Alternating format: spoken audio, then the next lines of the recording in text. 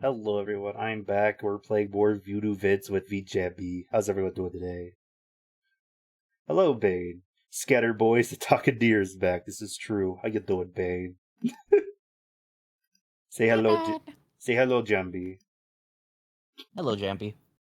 Very good. All right, let me get the game open. Sorry, we're a little late. We got distracted talking about D&D stuff. It was fun. Doing good. Made myself some mac and cheese. Ooh, nice. Is it like box mix or like homemade? Let's see. Catch the Jambi? What do you mean catch the Jambi? Sadly, I don't have a Pokeball redeem. Jambi, you had a memory. What? What's that? You go. Oh, I was gonna say I need to fix like so many of my redeems. I think my throwing system needs to be updated or something because none of my shit is working. Fair. It's box craft. Nice. All right. There's nothing wrong with that. But yeah, we're doing some more Voodoo Vince today. We were gonna do it last week, but Jambi for gore. But oh. No, it's because like last week, I think. Yeah, last week. Yeah. I literally was driving like driving and waiting 5 hours straight within a single day, and then had to do the exact same thing the day after that. I was just tired. Yeah, it's all good that we didn't do it. But it's just that was funny. Like, oh my god, Jambi for gore. How could they? Yeah. All right.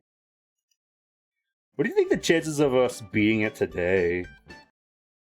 Well, we're starting early again, so there could be a good chance we're probably gonna get a good chunk of a way through. If not, maybe beating it, perhaps. I'm guessing if we don't get stuck on too much stuff, we'll probably beat it next week. Because, like, hopefully. No, I'm very slow at games. It's weird. Like, my guesstimate is 4 streams. And this is the 3rd. Alright. Fucking Christ, like, why do they have the exit button triggered to the Y button? No other game does that. Is there gonna be audio? Maybe. There's game audio, okay. It's so loud for me.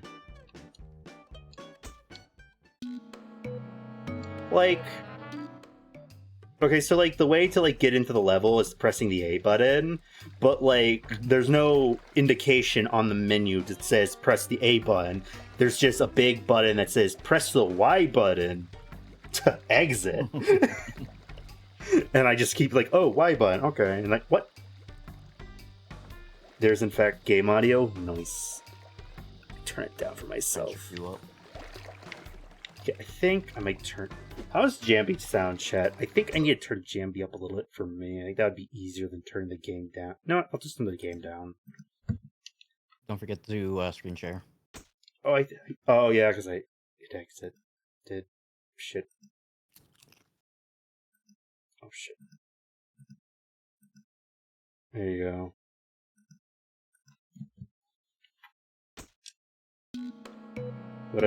What? Crap. Like, look at the screen. What button? Judging from this screen, what button should I press? Definitely should press Y. Heck, even when I press A, the Y button disappears. Like, why is it designed this way? The game is rage baiting me, chat. How could it? I'm still kind of scared that this game's gonna get, like, trickier or annoying around the end, because, like, I watched someone play it, they were having a great time, but every time they mention it now, they just kind of like, fuck that game, man. So I was like, what happens at the end? It does get a little bit annoying towards the end, I will say that. That's probably why they got like, man, fuck this game.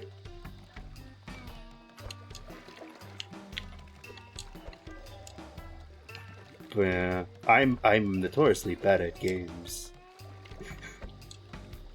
Nah, I think you're fine. No spoilers. Did you watch Digital Circus yet?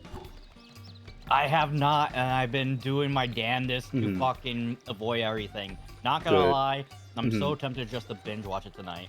Do it. Oh, I want to see your reaction so I can just like talk about it. You also gotta do Deltarune, Jambi. Gotta hop on Deltarune, Jambi. The new chapter just came out, Jambi. Only 2 chapters left after it. Spoiler chat are Burpomnies in the show. Oh, spoiler chat, but Pomnies in the show. Jesus, Bane, why would you spoil that Pomnies in the finale? But yeah, no spoilers for anyone who hasn't seen it. But yeah. I think for like Deltarune, I think I'm just gonna wait like 10 years like I do for Undertale before trying it. Fair. What am I supposed to press the... Grab that? I think it was like left trigger Y? Okay. Deltarune's good. I'd recommend it. I did like a 10.5 hour stream doing the new chapter in one sitting. Rookie numbers. Yeah, I feel like I almost broke my stream length record, but like I didn't by like maybe a half hour. But it was fun.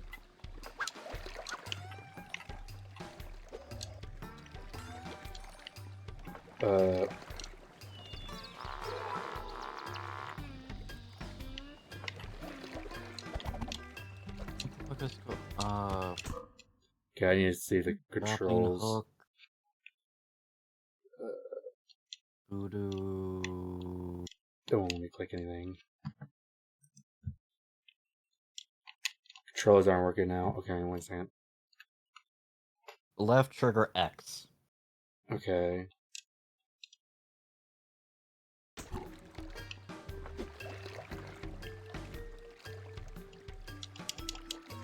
So I got to jump, left trigger X. Yeah. That's ground pound, Jambi. I'm still here. Maybe I did the right trigger. Wait a minute. Typical Dakota, getting their lefts and right mixed up.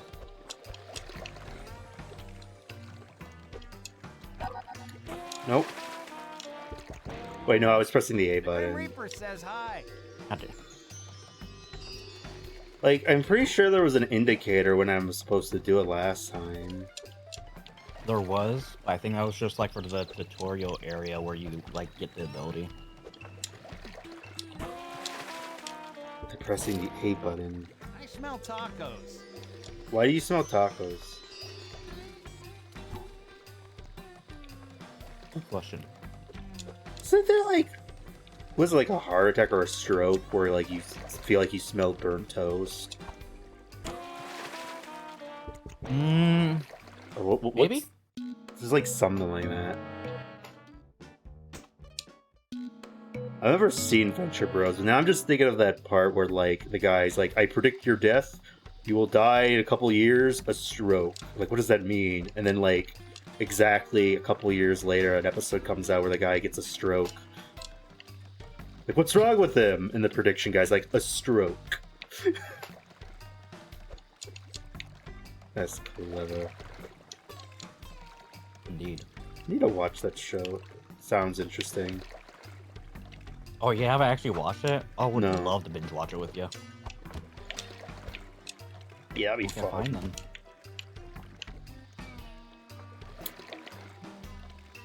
Especially like all the fucking like references they have to other like adventure cartoons from like Johnny Quest and shit. Yeah. From what I've seen, it definitely looks like a show that started out as Hanna-Barbera references and just shifted to like just superheroes in general. Kinda. It's like it gets a lot more development over time, I will say that. The Red Death guy looks cool.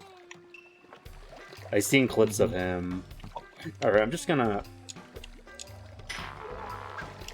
Oh, I wasn't close enough. That's bullshit game. And I still die.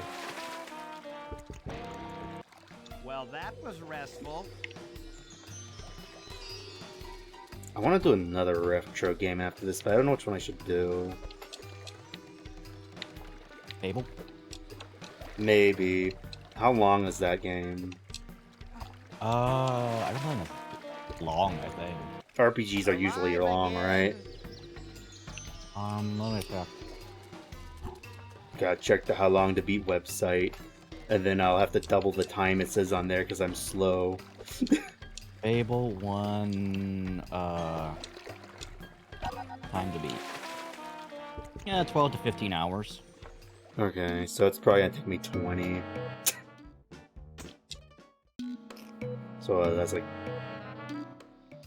5 or 6 streams or more. You got this.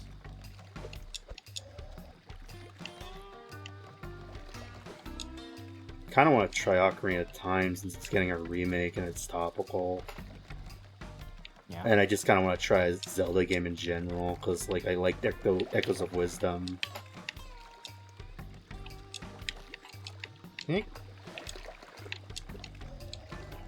No, for fuck's sake. Welcome to the stream chat where we die in this spot 50 times. When are you actually gonna play Deltarune though? Oh, okay. When you stop dying, maybe?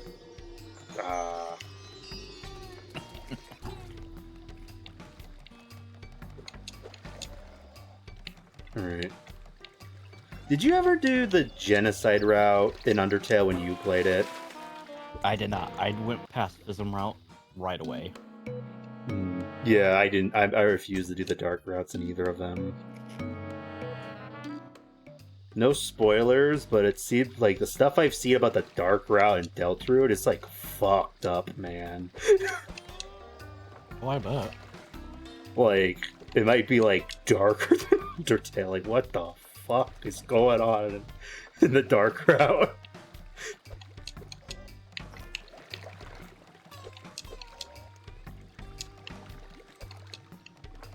I'm curious now.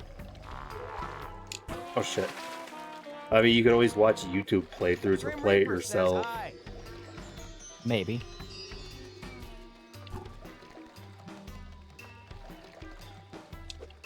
It's the X button. I gotta do the X button.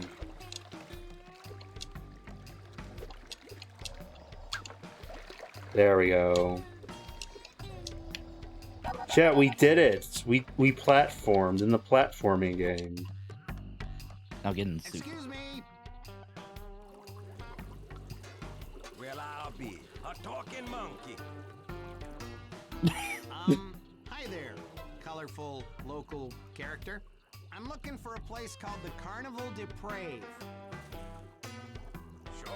Sure, I can help you. But Crawdad Jimmy don't do nothing for free. Tell you what, I'm whopping up a mess of gumbo, and I need a few ingredients. You give me what I need, and I'll show you the way across my swamp. What a surprise. What do you need?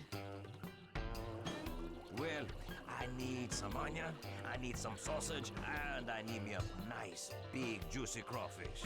You bring me all this stuff, and I'll have the best dang gumbo ever. Onion, sausage, crawfish. Got it.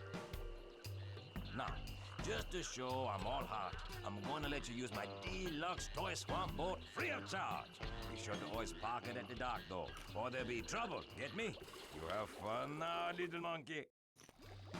Have you seen anything about that new Toy Story? Jambi? No. What about it? Apparently, like, No. there's like a potty training toy voiced by Conan O'Brien in it, and everyone on TikTok wants to fuck him.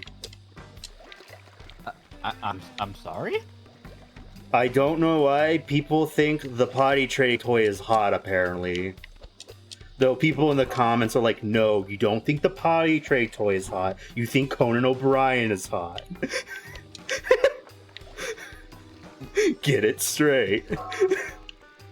But it's just like, it's like, what do you mean? Is it because he? I think there's like a shot of him like fingering his butt in, like flirty like. So like What? maybe that's why. What? But yeah, everyone wants to fuck Smarty Pants. It's like he's a toddler potty training toy. What the fuck is going on? On the Toy Story side of TikTok. Why is he What a Tumblr the sexy fuck? man now? What? It's kind of funny though. Maybe we do need Jesus back in school. Ooh, shiny. But he'll never be the real Smarty Pants. The real Smarty Pants is Artie Smarty Pants. Ooh, dancing Smarty Pants. Where do I go? You remember Artie Smarty Pants? No, my brain's kind of fried right now. Artie Smarty Pants from Between the Lions. He's like that freaky ass puppet. And he danced in his Smarty Pants. Wait a second, I gotta send you a gif of Artie Smarty Pants. Oh god. Did you not watch Between the Lions? Probably not. Artie Smarty Pants. Oh, there's nothing, no gifs. Okay, I gotta like, maybe I misspelled Artie. Is it spelled like this way? Wait a second. I'll just should I show to chat? Does anyone know who Artie Smarty Pants is? Artie Smarty Pants. I got an image. Oh, Found him? god. Yeah, I looked them up. What the fuck am I looking at? It's Artie Smarty Pants, and he dances in his Smarty Pants. Like, ooh, dance in Smarty Pants. That's nightmare fuel for me. What the fuck? Yeah. Okay, look up Between the Lions just in general, because I want to see if I unlock a memory. Lions. Between the Lions. Oh, yeah. I'm starting to remember now. I remember what they look like, but I don't remember anything else. Yeah. It was I guess it was kind of like a Sesame Street type variety show where like you have segments with the main characters and then it's just a bunch of random like variety of skits or something. Like there's like the bit where they read Cliffhanger hanging on his cliff. Where it like always ends with him still hanging on the goddamn cliff and he's like, I can't hang on much longer. Chet, do you think Cliffhanger is still trapped on that cliffside? Cliffhanger, hanging on a cliff, and that's why he's called Cliffhanger.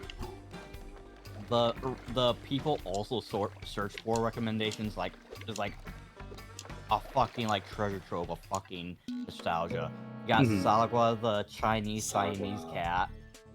Oh man, I loved that cartoon growing up, mostly because of the cat looking like my family's Peruvian cat. And then you got Cyber Chase. Sagwa was like one of the good ones because you didn't even tell it was like an educational show. I just like it because cat. Yeah, I don't know. I feel like older PBS shows you kind of couldn't tell they were educational. Unless, like, you know, like now it's a little like more like, okay, these are for little toddlers now. But like, there's shows like Cyber Chase, Arthur, Sagwa, where it's just kind of like, okay, this is just a cartoon that happens to be educational. Nice to be back. Dragon Tales. I remember there was like that one show, Martha Speaks. That one was, you could barely tell it was educational, except for the times where they like look at the screen and say the word. But then in later seasons it got a little more like in your face, where they had like big text on the screen where it's like, here's the word we're learning, you see the word, we're working the fourth wall now. And it's like, oh, they ruined it. Pretty sure Martha Speaks met Obama once. I believe it. Did Arthur meet Obama? Arthur might have met Obama. I think that maybe. Shit. the Arthur from the Animal Show? Yeah. Because he met Matt Damon once. He met that one French cyclist who turned out to be like a cheater like years later. So that episode didn't age well. Lance Armstrong? Yeah. Like, ooh, if you practice, you could be as fast as me. He's like, you jackass, you were on roids. That's the ironic thing about like sports is that like a lot of them were on roids. Hmm. How do I? And then there was this. Look at this. But yeah. Oh, and there was like this one like documentary movie where it's like all about people on steroids, and I'm like, why would you advertise this? And the guy was like, well, a lot of my heroes were on steroids, so I'm gonna be on roids too. I'm like, yeah, and those same people lost everything. They lost like just about all their credibility because of that. Like Arnold Schwarzenegger was a bodybuilder, but it turns out he was on steroids, and so all his medals. Yeah, he was on steroids. That's why he when he was so young, that's why he was so built the way he is, and that's why his body as an old man now is so flabby. Is because of what happens when you don't keep up with your work routine after getting off roids is that you lose all that muscle, you lose your gains, and then like Hulk Hogan too, and then like, do you not? Just like. It's just yikes and not aged well. I'm kind of surprised that Arnold Schwarzenegger still gets casted in things that people are cool with him. Because didn't he cheat with his wife? Like, I guess that does. I guess he he still can work, but it's still kind of like. I'm pretty sure he cheated on his wife with his maid, and they had kids together secretly. There's like a big scandal, but then Arnold Schwarzenegger still gets casted in things. Like, and people like just ignore that. And they're like, "Oh, it's fine. He was a cheater. It's fine." Like, huh? A lot of people had a lot of huge what's it called? Oh fuck! I forgot the word for it.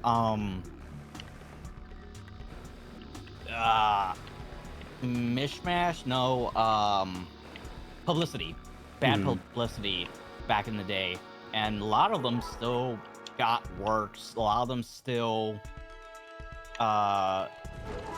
kept their notoriety. You still were famous, whatnot. Like a big example that I ironically joke about with Jinx every now and then is because she and I are the only ones that get the fucking joke. Even though it's a very, very fucking dark joke, is Chris Brown. Because I don't know who that is. Okay, so Chris Brown is a rapper who was dating Rihanna at one time. Okay. And he got drunk one day and basically abused her. Ooh. And yeah. And even though she broke up with him, she sued him and everything, and like there was like this whole smorgasbord of like bad publicity for Chris Brown. He still found work. That's weird. Yeah. And doesn't it help that for whatever reason Rihanna kind of forgave him? Because they were at a basketball game sitting next to each other laughing, reminiscing about stuff, and then because of that frame, somebody took that and made it into a meme. It's like, hey, remember when you beat the shit out of me? And it has them like talking and laughing together. They're like, ooh. Yeah. That's crazy. Internet is savage. And then, fuck, even Key and Peele made a fucking, like, meme music video about it, too. Does like, Will Smith still get work after the slap? I feel like he's got more consequences than this guy you're talking about. Yeah, even though I think his wife should get some flack her way. But anyways, he was in like a couple movies after the slap incident, but that's about it. That's all I heard of him. And it's actually funny you mentioned that too, because the Critical Drinker has been doing a "Where Are They Now" videos, talking about like a lot of like celebrities that were once beloved and now are fucking hated for one reason or another. And and he just did a Will Smith video talking about how like people still love him. It's just like he's not the same person as he was when everyone loved him more back in like the Men in Black days, for example. Yeah. Because his wife just pussy whips him. I don't know what the fuck it is, but she just destroys him. There's something up with just both of them. I think they're both mutually weird and toxic with each other, and they both need a fucking divorce. But like they don't because they're famous or something. It is weird. Like everything I've heard about their relationship, it just sounds toxic as fuck. Like he'll do something and then she'll do something, and just like you two clearly seem to hate each other. Just leave. No, see, here's the fucked up thing about the relationship. It's one-sided. It's all her. It's all her. Like, she's the one that cheated on him. She's the one that blames him for her cheating on him. And it's on. And the slap thing. He, as a husband who loves their partner and wants to defend their partner and everything, technically he was in the right with defending his woman. The thing is that literally she made a post on Twitter literally the next day saying, "I don't need no man to defend me," even though she looked completely, utterly offended by the fucking G.I. Jane joke Chris Rock made about her. And even Will Smith was laughing at that joke too, until he looked over and saw that his wife was clearly visibly hurt by that joke. And that's what happened with. So literally, if she didn't, God, I hate his wife. I love Will Smith, but I fucking hate his wife. And literally everyone on social media is in the same fucking consensus. Will Smith honestly, after that whole situation, part of me wonders if something happened between Jada Pinkett Smith and Chris Rock, because they're both voiced in Madagascar. So like part of me was like maybe there's something deeper to like why Will Smith acted the way he did. I don't know. The thing is that the thing is Jada Smith, that's her name? Jada Pinkett Smith. All right, Jada was developing a like hair loss condition. And so the I know Oscars that she went to, but like, and the joke was that it was a ball joke. Like she's like in G.I. Jane. Or she's gonna be recast as the reboot for G.I. Jane or something like that. And then, everyone got or people who understood the joke got it, and like, everybody chuckled. Chris Rock is a comedian. He's at least acquaintances with Jada to an extent because of all the work they did together. So like, it should be like a friendly jab, and Jada took it the wrong way, looked like it really fucking hurt, and Will Smith defended his woman. So, and then because of that, now he is the second person in film Hollywood history to be banned from ever attending another Oscars again. Yeah. And what's fucked up is that the first person who got banned was John Wayne. And John Wayne's case is very understandable why he fucking got banned, because it was fucking horseshit what he did.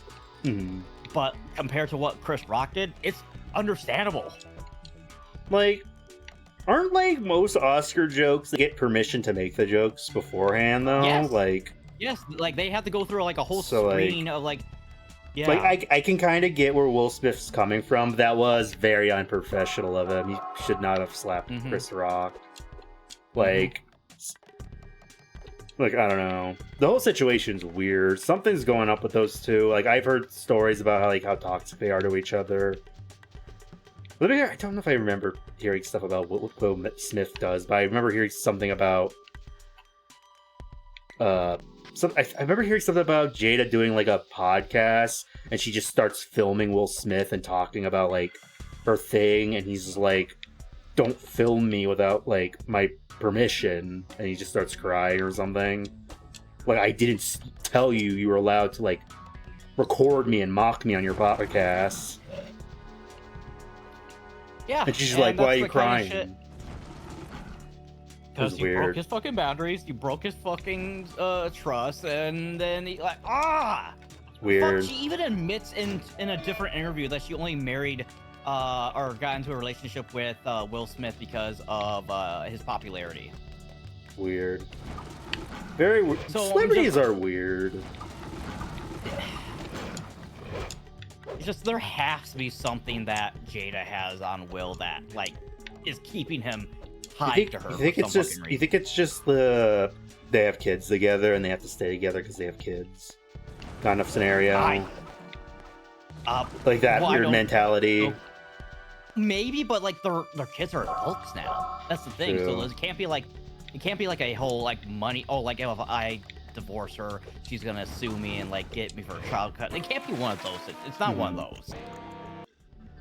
You know, it's kind of crazy. Okay, it's kind of related, kind of unrelated. You know, we're getting like a new Karate Kid movie that's gonna be a crossover between the remake and the original, right?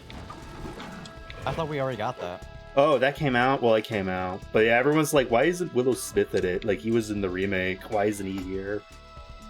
Missed opportunity. You know, that was weird. I think that mostly happened... Well, the thing is about Jaden Smith was that he was originally casted in the remake because of nepotism. Because his dad got him into a lot of movies. One of them being... so, like, the first movie that Jaden Smith was cast in was, like, 20 years ago for a movie that was very much understandable why he was casted for that, called The Pursuit of Happiness. And that was, like, one of Will Smith's first, like, very serious roles. And he actually did very well in that movie, where he even got, like, a nomination for Best Actor. And the son, and is about a like down on his luck dad who just got fired, just lost his job, is trying to do his best to find his the pursuit of happiness, to find like get back on his feet and everything. And so he's homeless with his son, and the kid who plays the son is Jaden Smith. So it made sense for like that movie why he was used nepotism to have his son cast in that movie. But then every movie Jaden was in after that was because of nepotism. The Karate Kid remake, which turned out to be a spin-off to retconned spin-off of the remake, the original. Yeah, and then it into the After Earth, I think it's After Earth. Yeah, I remember that movie and was like considered not good. But everyone was like, "Oh my god, After Earth was so bad." I remember people like stuff talking about it. Yeah. Oh, Karate Kid Legends. That's the movie. Yeah. It came out last year. I don't know. It's just very strange. Like, okay, we're gonna do a crossover between both Karate Kids, but we're only gonna have one of the original Karate Kids. But it's gonna be like the adult Karate Kid teaming up with Jackie Chan instead of Willow Smith. I'm like, that's like, obviously Jackie Chan has to be in it, but like, wouldn't it make more sense if two Karate Kids team up? Like, I keep on saying Will, but it's Jaden Smith. Willow Smith is his sister. Oh, what's his name? Jaden. So it's actually kind of funny. It's kind of cute and endearing that Jada and Will named their kids basically after them. So you got Jada, and then you got Jaden, and then you have Will, and then you have Willow. Oh, sorry, I was doing the wrong name. No, you're good. It is best to keep clear of him. Wasn't Jaden like a Netflix anime? Oh, yes, Neo Tokyo or something like that, or Neokyo or something. I can't remember. But the thing is that they know it's a not to take seriously kind of anime, and so it's very abridged-esque, like when it comes to the acting in that show. Interesting. So like if you like try to take it seriously, you're gonna be very disappointed. But if you take it as a comedy, like how it seems to be, Mhm. you might get a laugh out of it. Mhm. Honestly, it would be kind of cool if we got another Men in Black, but I don't think we can with Will Smith. Maybe. I mean, there's But- nothing really preventing Will Smith from playing. Yeah. They don't want to spend. I'm pretty sure they don't want to spend the money and the whole slap. Oh yeah. So hello, Well, Ruby. yeah. How you doing? Let me give you a head pat. Men in Black's a cool universe. Honestly, you know what they should do with Men in Black? Bring The back 21 Jump Street no, crossover? bring back Josh Brolin and just do a K prequel movie, like trilogy, like Young K. I think that was the original idea after Men in Black 3 because Tommy Lee Jones was getting old, and that's kind of why he got taken out of most of the movie. Yeah. Just because he was too old to keep playing the same character. And Doing so that's well, why just Josh eating Brolin- dinner. That's good. I'm glad you're doing good. Yeah. I just feel like if they do another Men in Black, it's just not going to be good. Yeah, well, I mean, Men in Black International kind of proves that. But like, I don't know. I like the aesthetic of those movies, man. They're a vibe. Maybe make Does a it Men make in you Black feel TV show or something. If it makes you feel better, well, yeah, definitely. Especially if it's a prequel one, like with Josh Brolin, yeah, that would be awesome. But if it makes you feel better, you could technically play a Men in Black-esque agent in Neon Odyssey. Interesting. Mm-hmm. I was gonna say something. What was I gonna say? Oh, did you hear the 21 Jump Street news? What? They're making a new movie. Oh, yeah. I did hear that. They're skipping 3 and just going straight to 4. It's called 24 Jump Street. Like, we took too long to make 3, so we're just skipping to 24. That's just hilarious. So as far as you know, maybe the Men in Black movie did happen, or maybe they'll just make that a joke. It's like, like that time we were like working for the Men in Black. That didn't happen. Shut the fuck up. I never watched those movies. It kind of reminds me of the Naked Gun movie, where every time they make a sequel for, like, because they only made 3 Naked Gun movies originally, and it went from Naked Gun 2.5, and then Naked Gun 33.5. Because it was a joke about, I think, Police Academy and how they had so many fucking sequels after another. And then they had the 4th sequel with Liam Neeson, which I still need to watch. I heard it's good. I heard that too, and so I'm kind of excited and like tempering my expectations at the same time.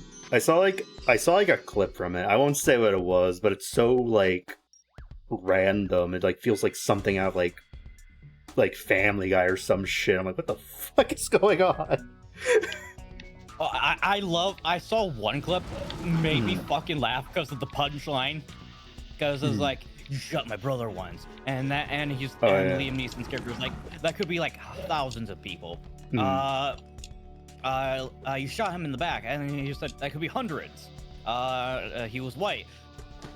You're Tom's brother. Yeah. God damn. That movie's produced by Seth MacFarlane, right? Like, I don't think Seth MacFarlane made it, but like I know he has a deal with Universal, and I think he probably produced it. So like it was probably his idea to get Liam Neeson because he loves fucking Liam Neeson. Oh yeah, and especially like how deadpan like a lot of his like acting roles are. It's like it makes it all the more hilarious because like you don't expect Liam Neeson. Motherfucking Qui-Gon Jinn, motherfucking Taken, motherfucking what's that one movie where he fights a wolf with like those mini like The Gray. The Gray. I'm surprised you know that off the top of your head. Yes, that. Yes. Hey. Like you expect, because like he's known for being like a serious action star, and then like he's in a comedic role that like you're never really going to expect.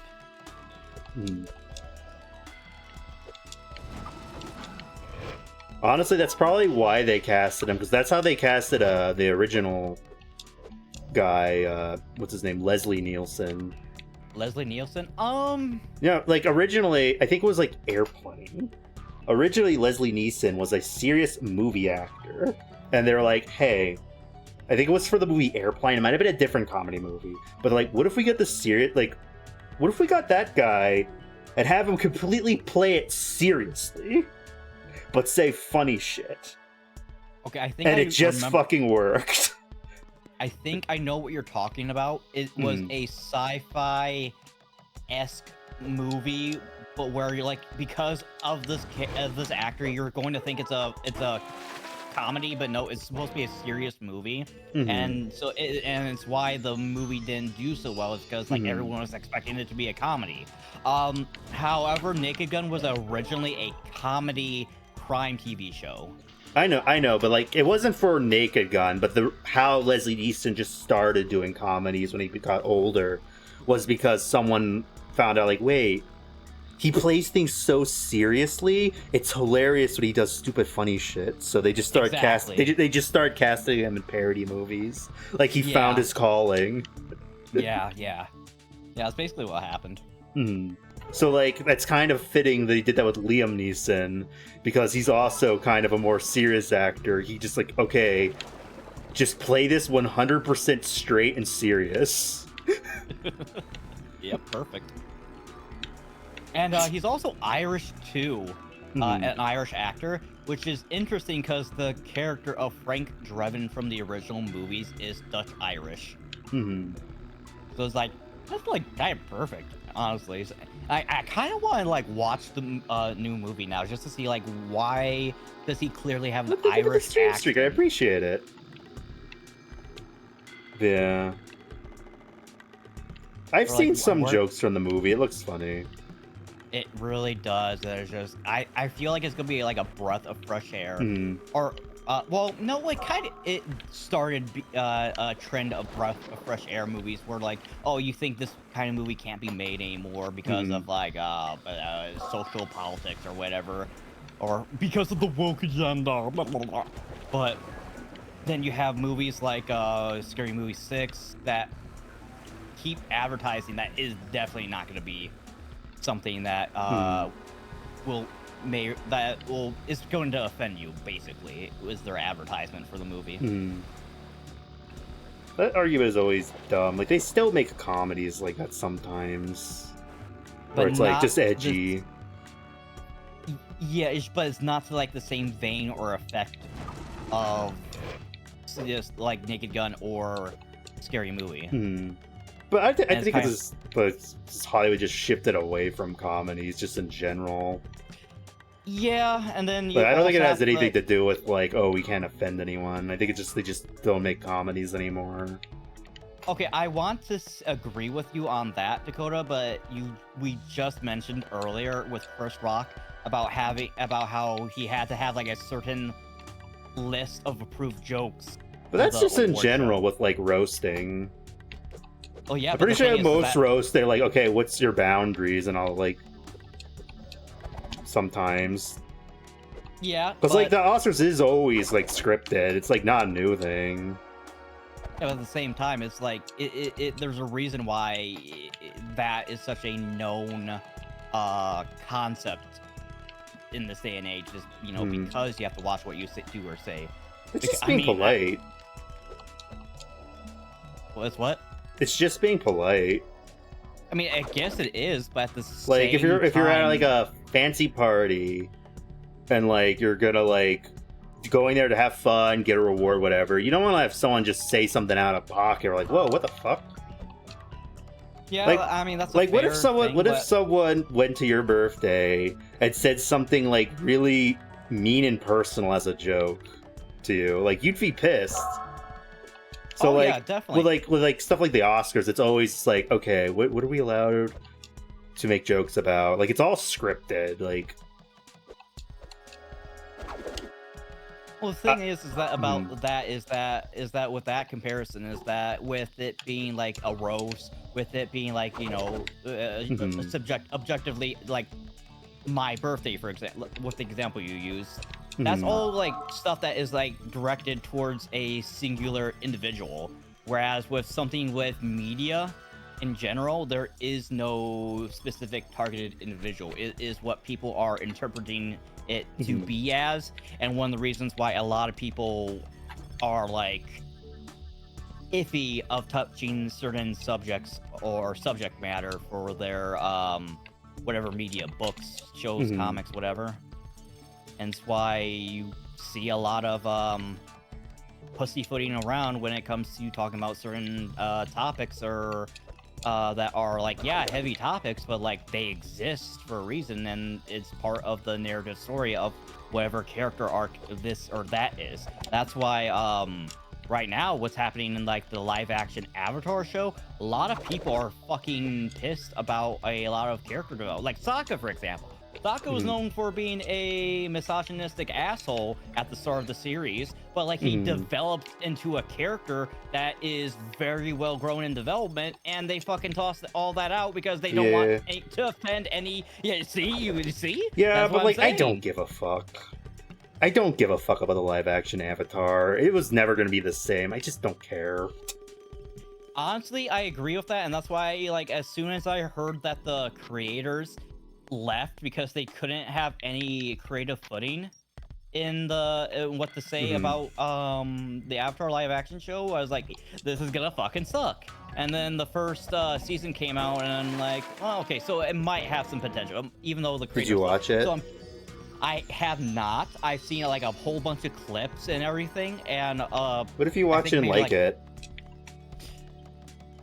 So here's the thing, is that I have my expectations set so low for like at least the first season of Avatar that I feel like I might end up liking it more than I should. Yeah, and I feel like it's... Here's the thing with Avatar, it's weird.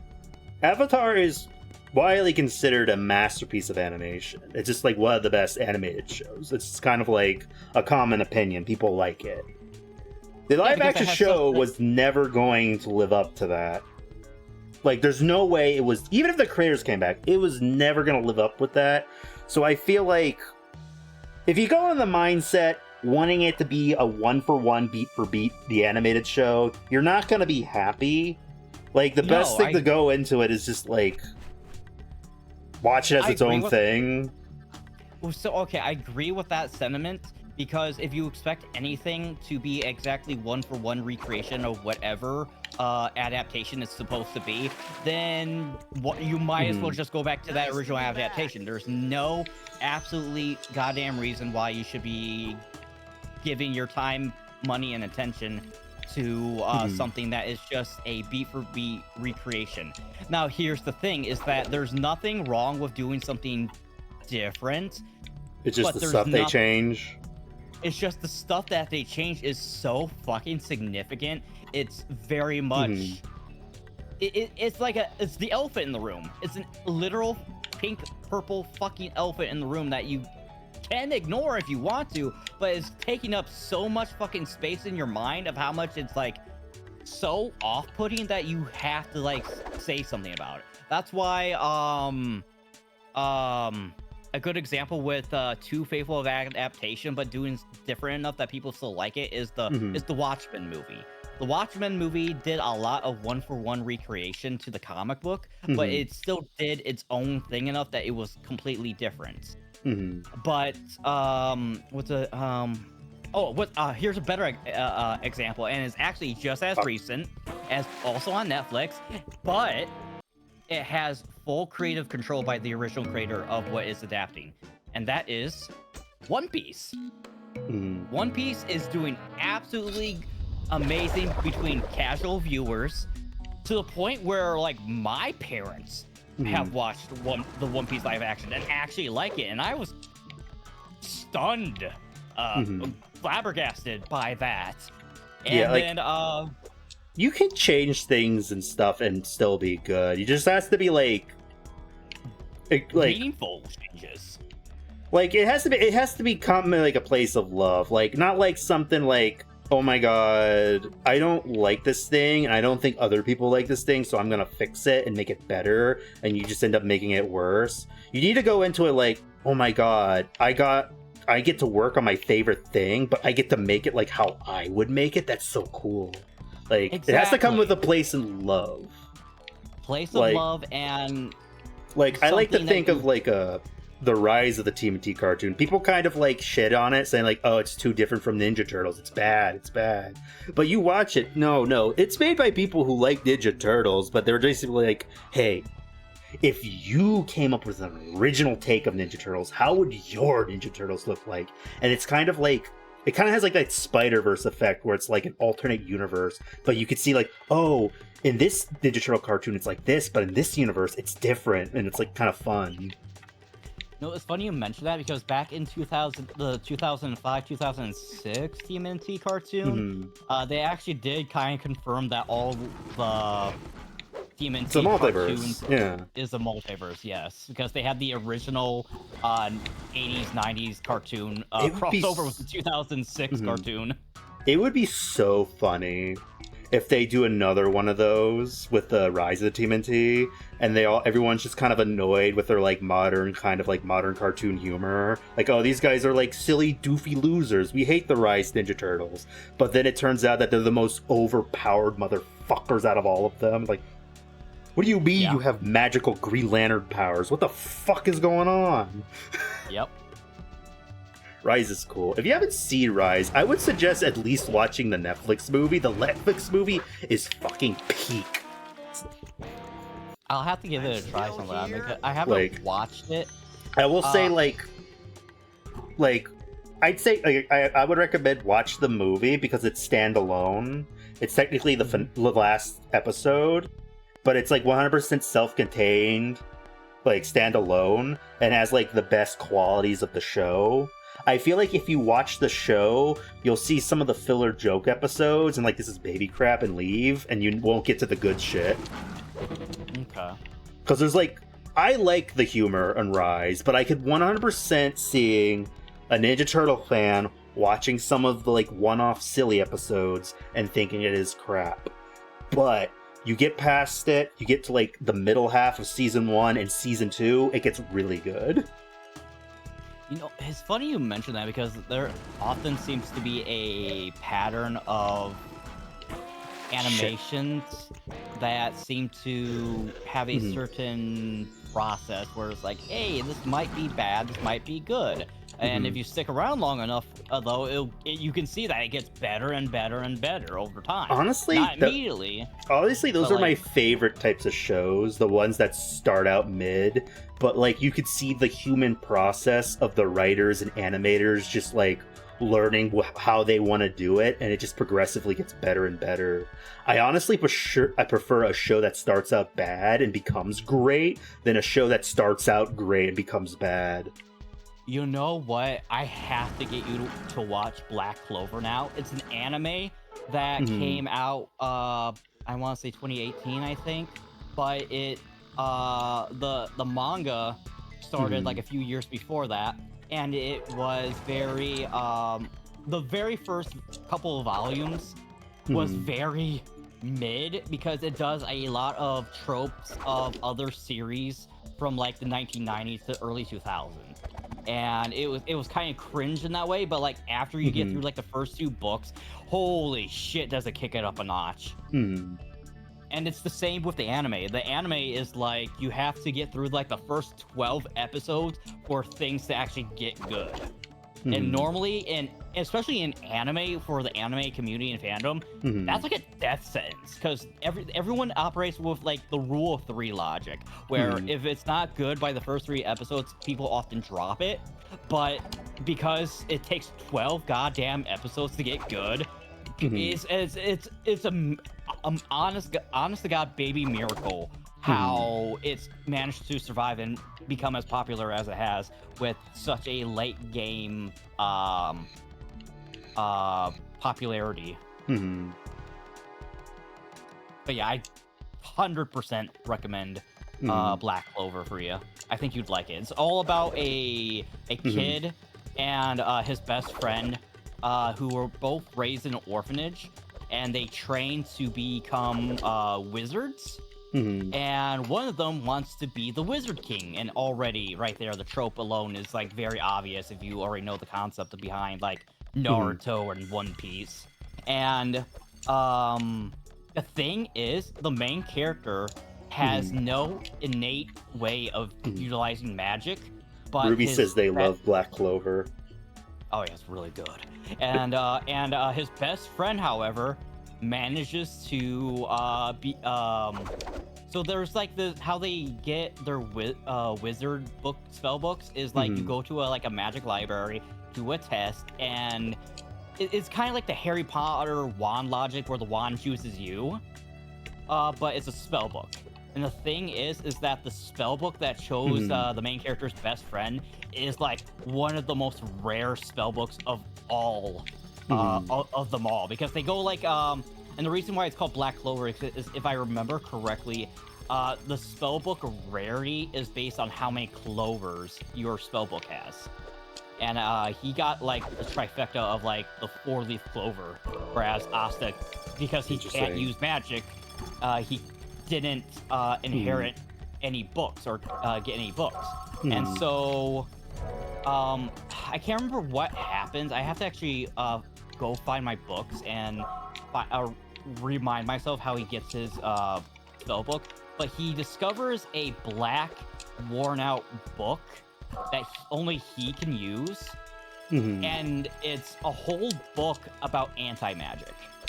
And when he opens the book, he can pull out a claymore, giant-ass sword that literally nullifies magic.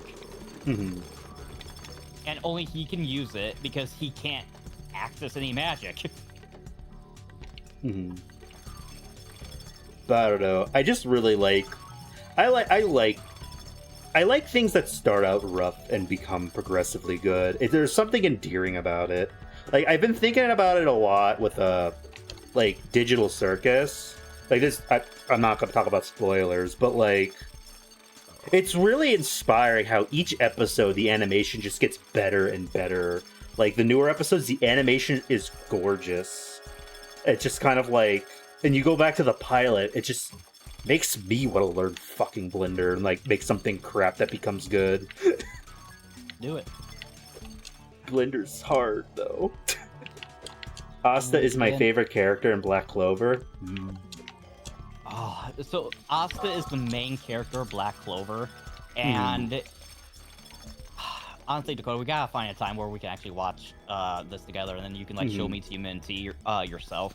But Asta starts off really fucking annoying, and I mean dreadful, like nails to the chalkboard screeching, because of how like out of date the tropes of Black Clover start off as.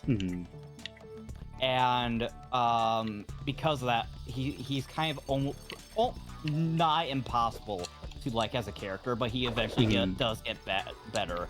But there's like so many like characters I think you might like. There's like interesting plot points. There's like it's just it gets cool. It's awesome. The only character that's kind of a yikes is there's this one guy who uses, I think it's mirror magic, and he has a weird cis-con relationship with his sister. Man, what is it with anime having writers barely disguised fetishes? Like, god fucking damn it.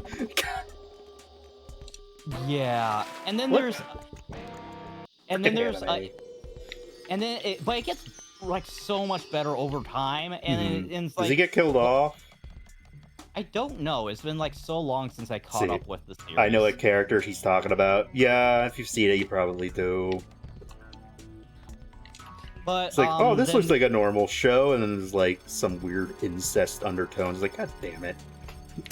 Oh, and then there's like this factions, because like there's different like Magic Knight factions, and so there's this one Magic Knight faction that's nothing but full of feminists, but the captain of this faction has like a huge secret crush on like a himbo character that the main character joins. See, their faction. it's not like that. He just has a weird sister complex. His sister's like 8 years old, if I remember correctly. Yeah, it's still kind of. You'll see it when you see it. Like they might not I'll like necessarily say it, but there's just like the undertones. Very like there's even other characters that make weird jokes about like, hey, you are really weird with your sister, dude. Yeah, that just reminds me of that fun fact about Sailor Moon, where like 2 of the sailors are just straight up just like a lesbian couple, but like the original American dub, they're like, oh, we can't do lesbians because we're homophobic, so they censor it to be cousins, but that just made the anime even weirder. Yeah. See, it's not. Oh, I already read that. I think okay, it's not this, but I you know, Tiny Toons. Sounds familiar. It's like one of those Animaniac style shows. I've never seen it, but it's like baby Looney Tune characters or whatever. Oh And wait, I think I do. What's like- there? It's like there's like a reboot recently. I don't know if it's good or bad or not. I didn't watch it. It didn't really look like something for me. It's probably decent. But they retconned it so that Buster and Babs are siblings, when in the original they were like, the joke was Buster and Babs Bunny, no relation, and they like love each other. So like, Oh god. so like the reboot's kind of like, that's kind of weird because they had a crush on each other in the OG. Don't make them Yeah. siblings. Yeah. The literal joke is Buster and Babs Bunny. No relation. That's the joke. They say it all the time. That's their catchphrase. Like, there's literally a cameo in Animaniacs where they get boarded onto, like, Noah's Ark, and they say that line. Oh yeah, that's funny. Like, Buster and Babs Bunny. No relation. That's you don't- funny. I think it's like a mini Mickey Mouse joke. I was like, why do they both have the last name Mouse if they're not related? Or married? Also, sorry about the ads. They'll be done in like 3-ish minutes. But yeah, I was seeing a lot of people were like, no, don't make them siblings. Yeah, that's what makes it weird. But he can hurt your fragile submersible. He will chase you out of his territory. I also heard something about, so like in the original, there was a... So basically, I think Tiny Toons it's kind of like parody versions of like Looney Tunes characters, but as kids. So you got Buster Bunny instead of Bugs Bunny, Plucky Duck instead of Daffy Duck. There was like a character called Elmira, which is like a little girl version of Elmer Fudd, whose gimmick is like instead of hunting animals, they're just like love aggression to animals to the point that they hurt them. Right? I feel called out. But they weren't allowed to be in the reboot because they were like, oh, that's animal cruelty. We can't make jokes about that. But like people were like, that's stupid. Just have her in it. I think eventually she does show up. But like, that's dumb. Just have Elmira in it. Yeah, my cat loves it when I squeeze her. Yeah, like the joke is that like she hugs Buster Bunny too hard. Crap. Wait, do I need to trap you in here? Yeah, I think that's the point, is that you're trying to... Yeah, you have to like... I'm getting stuck in corners. Fuck. Have you tried not that?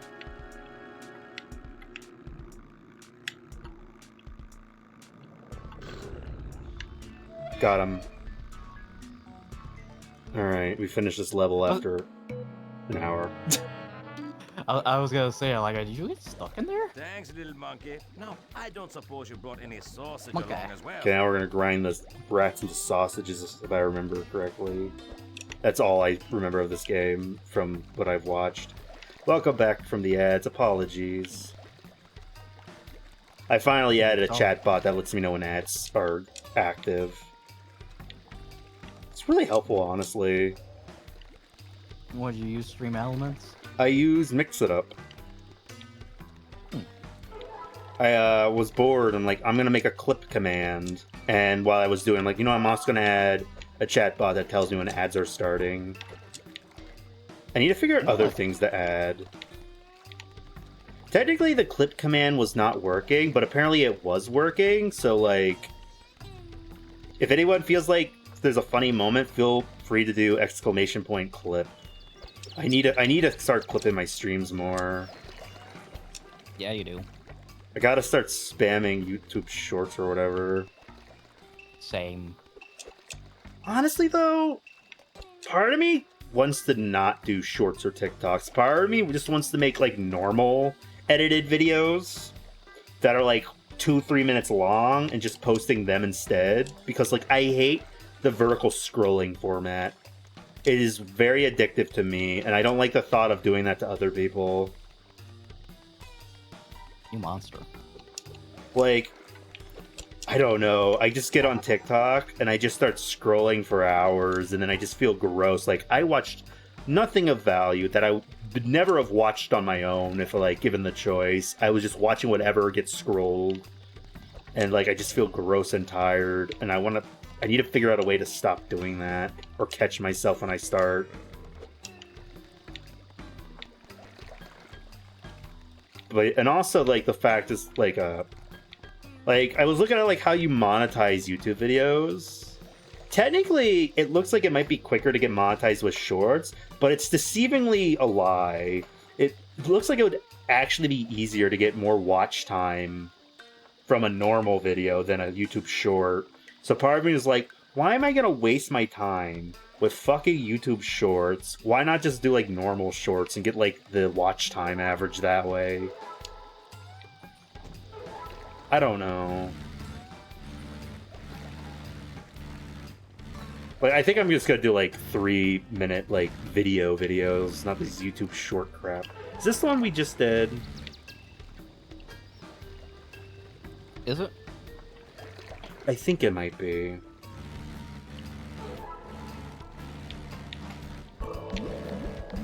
I don't know. I hate scrolling content. I wish someone would make a YouTube competitor instead of trying to rip off fucking TikTok. Yeah. Like, Jesus, can we stop doing... I don't know, like, it's 100% designed in a way to be addictive. Like, just social media, they want you to keep scrolling indefinitely. I'm just tired of it. Yeah. I wish there was something productive I can do on my phone instead, but I don't think there is. You could, read webtoons. I was doing that, but then I stopped. I think I bought a physical copy of a webcomic I was reading, and I haven't read it yet, which has been preventing me from reading the app. Drive the boat to it. And look SMH. for a way inside. Gotta finish the book. It was pretty good. The little bit I read. Also, it's hard to find. It's hard to find comics I want to read because I'm very picky. I very much judge books by their cover. If the art style doesn't look like something I want to read, I just won't read it. Oh, is that why you haven't read Hero Killer yet? Well, kinda. Like I said, like I think I've mentioned I like cartoonier kind of comics. That kind of looks more like a manga. Read it. It's really good. Like, I'm sure it is. I'm sure I would like it. It just kind of like, I don't know. It's not something I would. It doesn't look like something I would normally read on my own without like someone like recommending it. But it is probably really good, and I probably would like it. I judge books from covers, and it's hard to like pick a comic to read. Especially when it looks like most of the comics on webtoons are like romance stuff, and I'm like, I don't want to read a romance. I don't mind if my comic has romance in it, but I'm not looking for a romance comic, you know? Like, if that's like the main thing it's about. I would recommend probably reading like Grey Rock because it has like a Scott Pilgrim like art style. Ooh. But the thing is about the Grey Rock webtoon is that it's a sequel to another webtoon called Burning Effect. And with and like it kind of the prologue from what I've read so far is like, oh, it sums up burning effect, and I'm like, no, don't sum up burning effect. Just tell people go read burning effect because Like it's a so recap. fucking good. Yeah, I don't like it. Like, you should encourage people to go read Burning Effect rather than just give them the Clip Notes version, because the Clip Notes version does not do Burning Effect justice. I swear to God. It's like one of, if not the best artistic, creatively written stories I've ever read. It's very high octane action packed. It's got, like I said, the art style is like looking like Scott Pilgrim, but it's so good. Like my roommate is like picky when it comes to reading shit and liking it. I recommended Burning Effect to him, and he was like, okay. He reads it and I was like, dude, that story was 5 out of 5 for me. Yeah. I think the last comic I started reading on Webtoons was a zombie apocalypse story about unicorns. That threw me through a loop, goddamn. Yeah, I think it's called Hooves of Fire. It was kind of interesting. They're like, I'm assuming the lore is that, like, you know, unicorns exist and they just lived in hiding, but then after the zombie apocalypse, they came out of hiding to help the humans, because, like, unicorns are just supposed to, like, help humans. But, humans are just fucking assholes. They end up like, they have, like, a camp where, like, they, like, have a force field hiding from the zombies, but, gnomes burrow in and kill all the humans. So, like, last I stopped is when they're, like, looking for, like the 4 horsemen of the apocalypse or something. What the fuck? Yeah, like, apparently... Okay, so, like, I think apparently... Like, last I read it was, like, about, like, they find out that the 4 horsemen of the apocalypse is real, and they, like, choose a horse to possess to be their, like, horse they ride. Right? And, like, one of them was, like, I used to be the horseman of Death's horse, but I broke free. Like, this one unicorn guy. But, I think it was, like, either Death. Death just ended up, like, I haven't seen Death, but, like, the unicorn says that apparently Death got so fed up with humanity that they don't want to just kill them, that they're, like, keeping them alive as zombies to make them fucking suffer a little longer. That is, like, some dark-ass shit. Like, the unicorns... Yeah, like, the unicorns are like, okay, we gotta go find fucking Death, because, like, what the fuck, Death? If you're gonna kill humanity, just fucking do it. What the fuck, asshole? Literally not something I would ever expect to hear from you from what you read, not gonna lie. It's a very cartoony art style. Another comic I was reading was I don't remember what it's called. It might be called, like, The Sound of Silence or something. It's about, like, this little animal... It's, like, animal people or something. I think it's, like, this little chinchilla guy who just randomly wakes up one day and hears a horrible screaming. And he's like, hey, does anyone else hear this horrible fucking screaming? And we're like, no, you're crazy. He's like, well, I'm gonna go out and, like, explore this fantasy setting to, like, find where the screaming is fucking coming from. And it was just kind of interesting. I kind of stopped. I won't spoil it. I stopped when he found the noise. But, like, it was kind of interesting. I need to, like, finish it.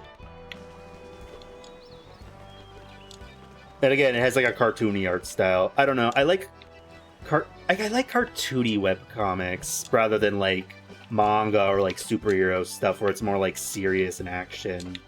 I have a hard time taking serious stuff seriously. I need a little bit of whimsy. Like, in the art style. Like, I want to read a cartoon, basically. The unicorn one fucking, like, if you didn't tell me it had, like, a cartoony art style, I would have thought you were talking about, like, some kind of, like, horror shit. No, it's not really horror-ish. It's very much like, okay, they probably... Well, I don't want to say they read My Little Pony, but, like, it's not really like that at all. But just like, oh, I want to draw little horses and them fighting zombies. But it's like... They bleed rainbows. Shit. Is it dark as shit, though? How do you, like... It was, like, so fucking dark, it made the Robert Pattinson Batman movie look a little too bright. Yeah. One thing, my one critique, though, is that I wish the zombies did look a little scarier, because they do look cartoony and dumb.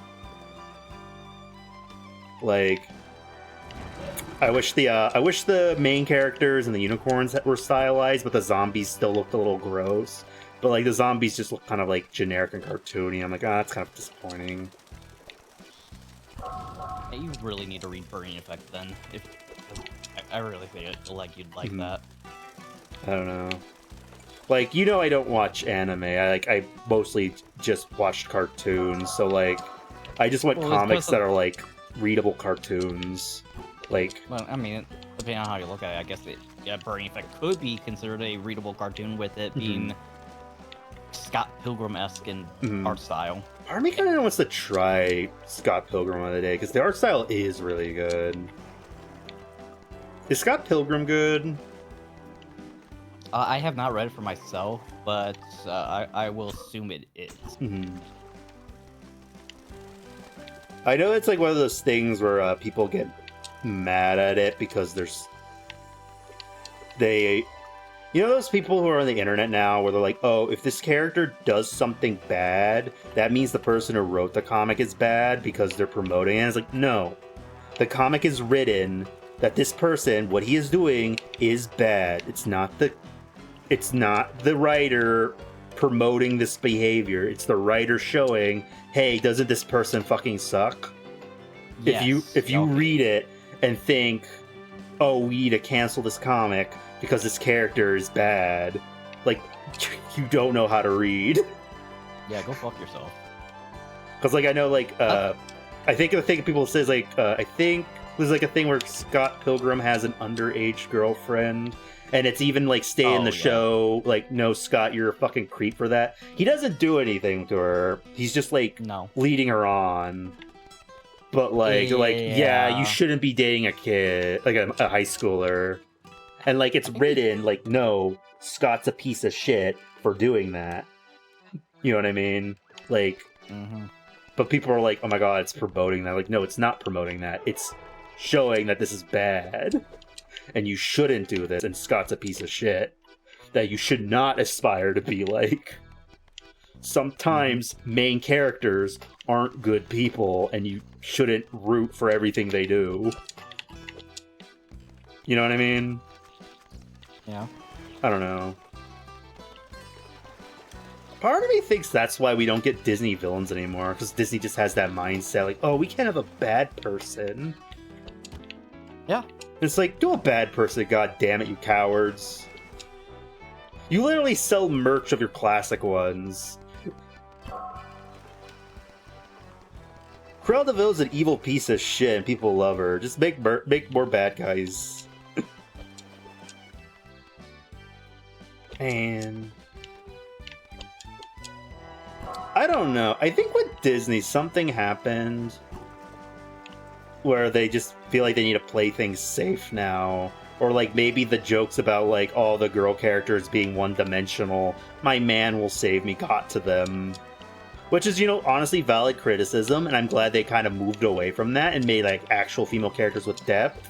But I don't think that necessarily means they need to stop doing romance stories altogether. Like, I generally think Disney is scared to do another romance story. With like a few exceptions. It's like strange. Like, people can fall in love. Also, I kind of have a theory, it's probably bullshit, but I remember when Frozen was coming out, people were kind of like, oh, can Elsa be like the first, you know, gay princess? Can she have like a female love interest? And I think the writers were like, yeah, that would be cool, we should do that. But I think Disney's like, no.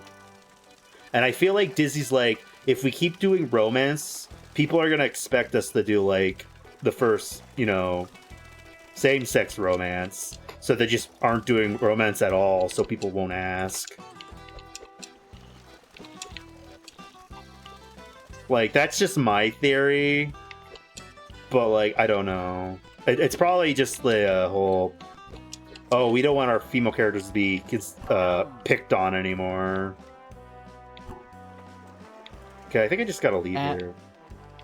And this is why I honestly prefer anime over a lot of the westernization stuff, is because of the westernization. Did you go to the door in the back of the ship yet? Don't think so. But Right. yeah, it's because of like that stuff, Dakota, is why a lot of people have just been more into anime than anything in the last few years, and it shows because of like how, for example, One Piece, literally, like I told you before, outsold every single comic that had like a fucking 90-year head start in a matter of a quarter of the time it's been around. That's insane. Honestly, I kind of wonder if... No, they won't. I was gonna say, I wonder if they will give, like, Elsa a female love interest when they make another one. I'm sure the writers would love to. I think they hinted that, like, there was a girl character in the last one. That they were like, yeah, they probably will become a couple. But, like, with how Disney is now, they're not gonna let them... Like, the shit, like, Disney's been saying recently. What's the shit Disney's been saying recently? What have they said recently? Yeah. Basically, they blame the last couple of flops because their movies were diverse. And now that we're gonna make movies that appeal to everyone instead of individual groups. But it's like, no. It's like, no. You just make bad movies. No, it's like Luca and Turning Red didn't flop because, you know, it was about like different ethnicities or female characters. They flopped because you dumped it on Disney Plus and didn't advertise them. Yeah, it's either Buzz Lightyear did not flop because it had a 1-second lesbian kiss. It flopped because it sucked. Exactly. It either sucked or they did piss poor advertising. Yeah, it's like, no. Like, even the guy who's, like, in charge of Pixar was saying that, like, was talking about this stuff, saying they're not gonna do, like... They're not gonna do, like, gay stuff or something, and that, like, their movies aren't your therapy. What? And people literally dogged on him, like, dude, you're the director of Inside Out, the movie that famously consulted with real therapists to make it accurate. What the fuck are you talking about? Think before you speak. Part of me wonders, like, something's off. Part of me wonders if Disney forced them to say that shit. Like, they're like saying, like, oh, we're gonna make movies for everyone, but, like, by not, like, making movies about other people. Basically, like, how does that fucking make sense? Oh yeah, I think this all started because, like, a recent Pixar movie, apparently the main character was gonna be gay, but, because with the current political climate, they scrapped that. I don't think that would have saved the movie, but it's still kind of a dick move. But yeah, that definitely hindered it pretty much. Like, the movie would probably still be mid, but that would have been nice for people who are, you know, like, oh my god, that's like me, you know what I mean? Like it wouldn't have hurt the movie. I don't think it would have saved the movie, but, like, if the creator wanted that in it, they should have had it in it, basically. But, like, it's basically that movie, like, oh, we're not gonna... only straight people, basically. Like, there was even, like, that Beaver movie. I heard rumors that they were gonna, like, tone down the environmental themes because they're like, oh, that's too political. And it's like, we've literally had... That's the whole plot of the movie! We've literally have movies for years about environmentalism. You know, like... Pocahontas, Brother Bear. Yeah. It's like, what do you mean people are gonna get, like right-wingers are gonna get, like, all pissed, like, they're making fun of billionaires cutting down forests, that's mean! In fairness, we've already been doing that for, like, generations. Like, literally, since, the Lorax. Like, I'm pretty sure the director of the movie said that's not true, but, like, I think it's partially true. I do think they probably toned down the environmentalism a little bit. Like, I'm 100% gonna go. I'm probably wrong, but I'm 100% believe that the the corpo mayor who wanted to like mess with the forest was probably going to be a bad guy, but they toned it down to make him like a lovable idiot. And like oh, it's not about like bad like politician corpo bad. It's more about like communication and like misunderstandings. If you just sit and talk to them, you could find like a compromise. And it's like, yeah, that's cool. That's a good message, but also like, politics is just bad sometimes, you know? Like, it definitely feels like the Lorax movie where they turned down the anti-corpo stuff because, like, the movie's made by corpos. I still think recycling really works. Lorax is, like, the worst animated movie ever. I hated that movie. Yeah, they pretty much just despicable meat up the Lorax. That movie is so bad. I wish I've seen videos talk about like the scrap song in it that was like really anti-corpo, and it was kind of like a rock opera song called Biggering. And it's like, that would have been such a cool villain song, but they scrapped it for How Bad Can I Be? It's like, no. They should have used Biggering. Like, so the video I watched, they basically compare some of the lines.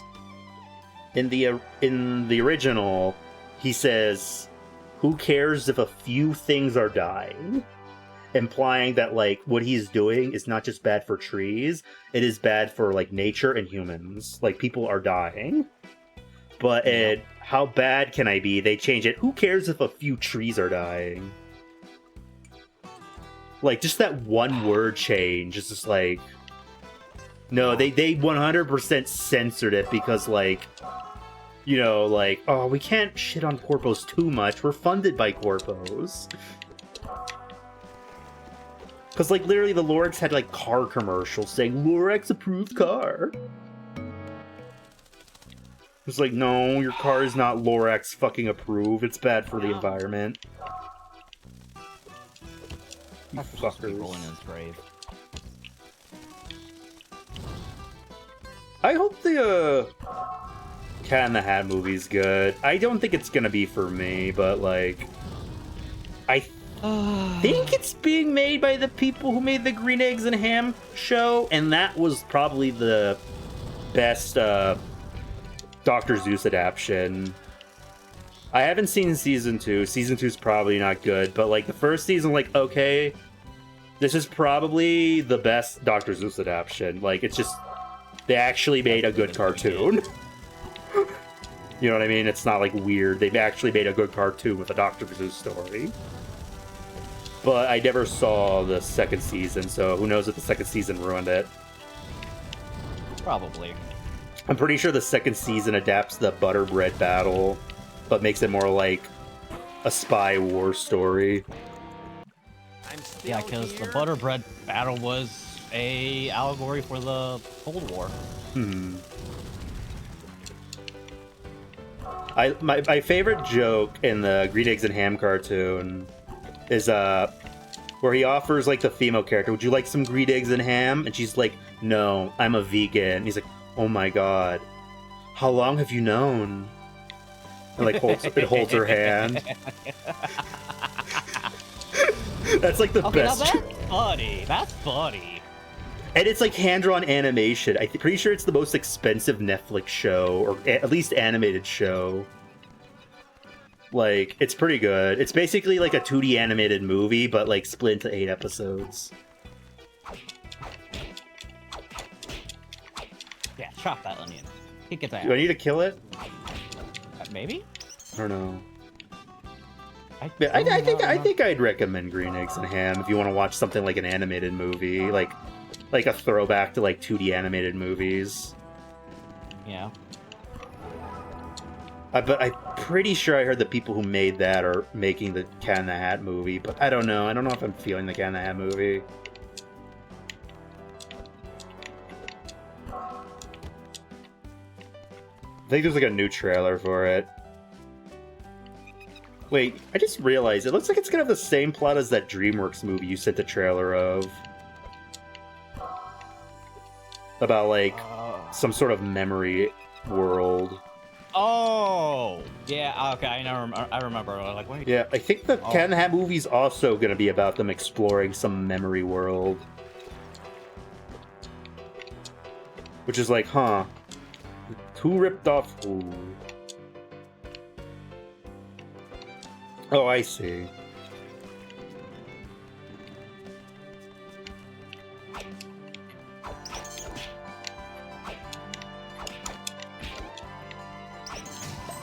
Oh, did you hear they might be making a live-action Grinch 2?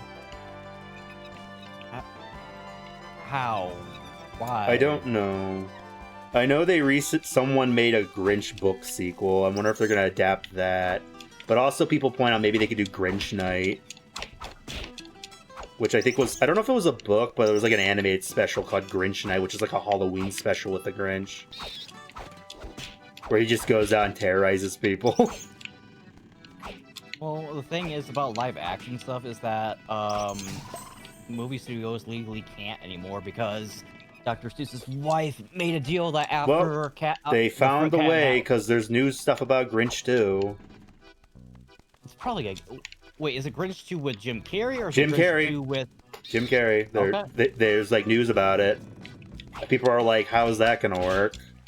I do think I've heard recently that Jim Carrey has been asked a bunch for like the Sonic movies if he'd ever do the Grinch again, and he said, yes, I would love to do a Grinch movie, especially since mocap's a thing now, because I'm not doing the makeup again. But like, if you put me in the mocap suit, I'd 100% do it. Because like that, the makeup burned, like, was torturous to him. Like they literally had to get like a CIA torture trainer to like train him to like endure the makeup process. I'm sure makeup's better and not toxic anymore, but still like 100% valid if he just wants to do mocap. I just hope they have like a good budget and make the mocap look good. But also it's funny that it's not going to be an animated sequel because fuck that animated movie. It was fine, but it's not the Grinch. Yeah, it really wasn't, especially since why didn't Cumberbatch do his British voice? I'm pretty sure they originally wanted him to, but Cumberbatch was like, I don't want to be the stereotypical British villain, because like the stereotype, oh, British voice, that means I'm evil. I want to do my American voice. So it was his That's an evil guy idea. that turned good though, so it's like... Yeah, but he didn't want to be the stereotype. But the sad thing is he has the perfect voice for the Grinch, but he just does a bad Bill Hader impression. At that point, they should have just got Bill Hader. He's already doing Cat of the Hat now. For real. Like, he literally just sounded like a bad Bill Hader impression. It was ridiculous. Like, it's not even his normal American voice. Like, he did like a Bill Hader voice. He didn't even have rotten teeth like his theme song, man. Like, you literally watch the music video. It's like he has termites in his smile, and he's like laughing at the camera, and he has pearly whites.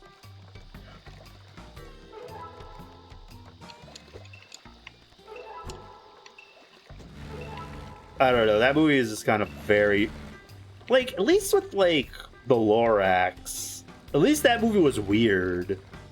They did a bunch of weird shit in it. The Grinch movie was just very by the book and like generic and boring. Like nothing interesting happens in it. It's literally just the Grinch dicking around for an hour. But like not like the Grinch, more like if Squidward was dicking around, but like it's Squidward if he wasn't funny. Like Squidward if he was like a normal guy, just having a normal day. Is this where we gotta go? Is there more stuff at the ship, Jambi? Did you get all the onions? I got the onions. I feel like this is not where you need to go.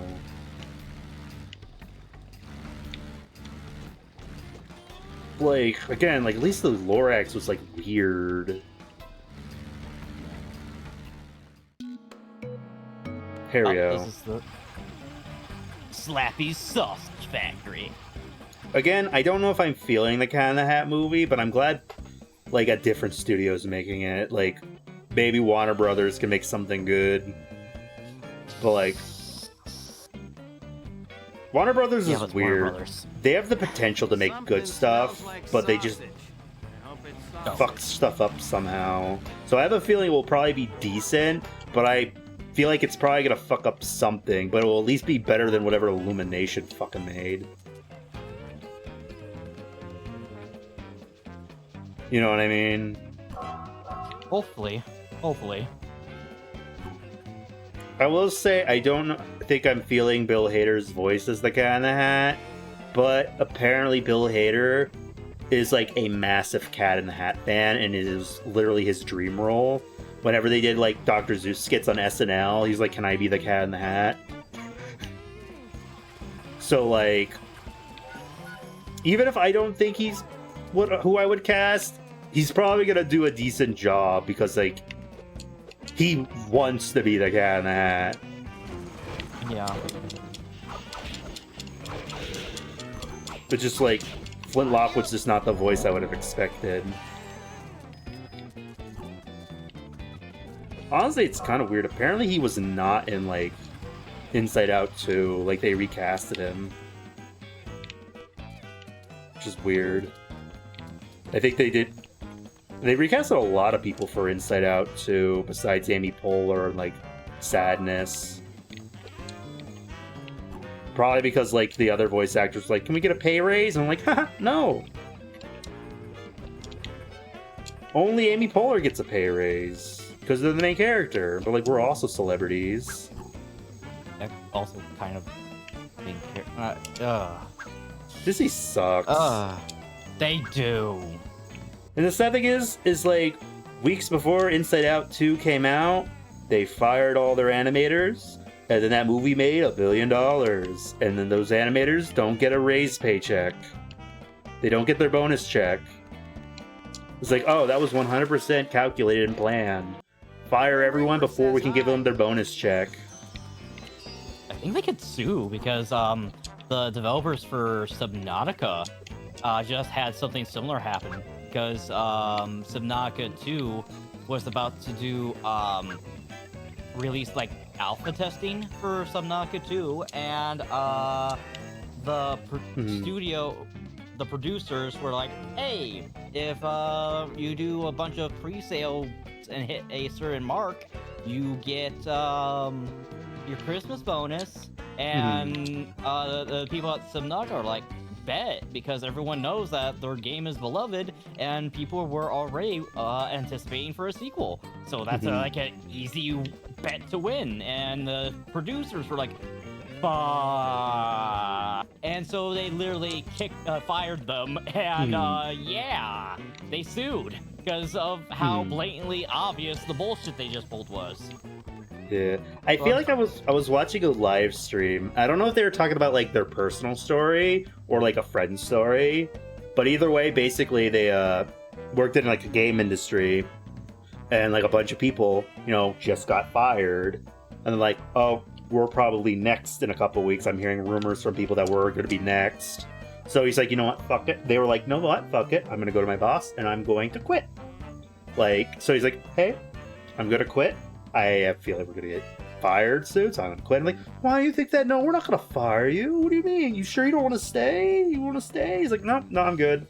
A week later, everyone got fired.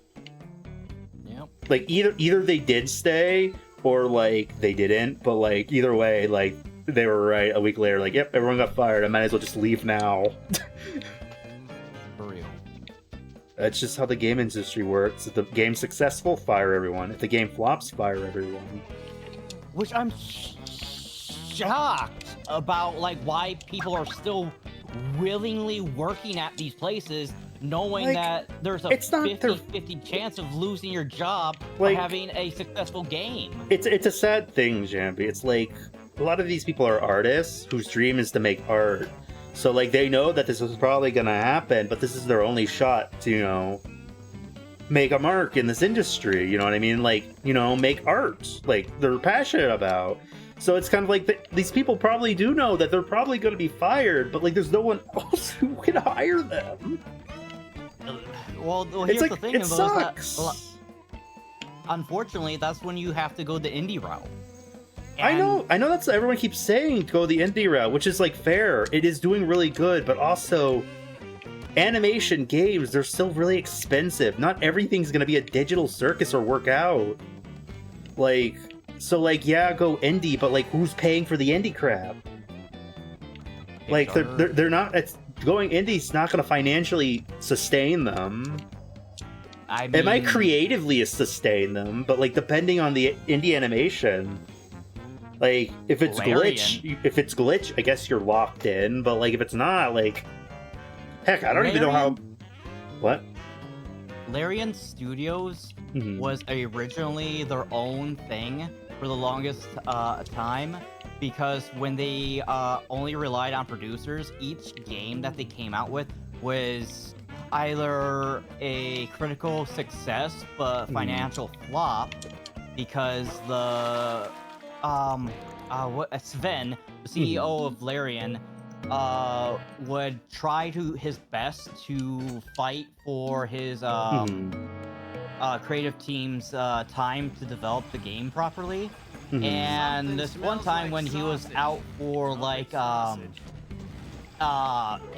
interviews and whatnot in regards to that game, the fucking corporate people released the game while he was away.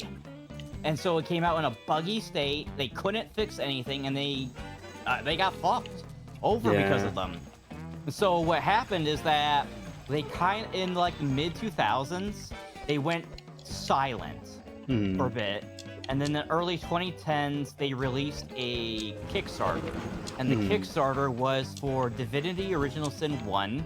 They got it financially backed, and it was a huge success. They made a whole shit ton of money.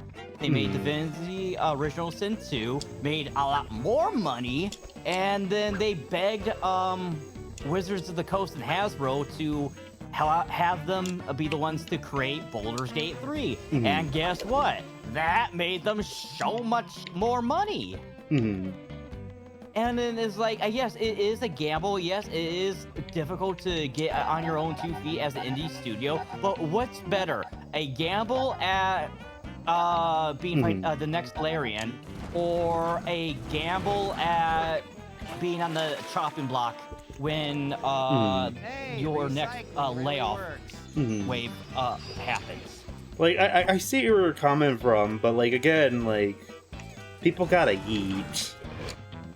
Okay, I get that. That's fine. That's understandable. Like, people gotta eat, but like, then you could do side hustles to sustain yourself, or apply at a different studio.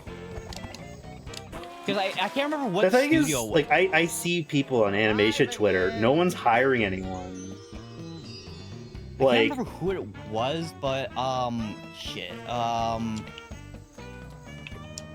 I can't remember who it was. I think it might have been Larian Studios again, but somebody was like accepting a whole bunch of hires from the people that got laid off from like one of the many companies that are laying people off. And then there was another person that was giving recommendations for people that got laid off too. I can't remember who though. Oh, that's gonna bother me. But like at the same time, like, but here's the thing though, is that I feel like, especially within certain gaming companies like Ubisoft, Microsoft, and Something smells like sausage. EA, I feel like you need to like pucker your butthole when you hear that your game that you've spent years of blood, sweat, and tears pays off. But at the same time, you have to probably need to do give yourself a parachute or a backup plan, because because if this was like maybe 10 years ago, we probably wouldn't be having this conversation. But no, we actively have a pattern of layoffs being following up record profits. And these are record profits. These aren't like, oh yeah, this is a net loss for you. Sorry, we have to let you go. That's understandable. This is, yeah, we gained so much money, we don't know what to do with. Sorry, but we're firing you. Yeah, it's 100% like again, like I said with Inside Out. It's so that they don't have to give people raises or bonuses. It's like, okay, we fire you so that way we keep all the money for better profits. But it's like, fuck off. This is why a lot of game people and animators are like fighting for unions and shit. The thing is with the Inside Out issue, like you can sue for that. That's a lawsuit right there. Yeah, but I was watching someone today, and they were pointing out the thing is like, yeah, you could sue, but suing costs so much money to pay for a lawyer. You're not gonna, and these people are already struggling for money. So even if they wanted to sue, these companies would just keep you in court until you just like give up. So like this, it's just like no solution, Jambi. Like really, yeah, you can sue, but like you'll starve even more.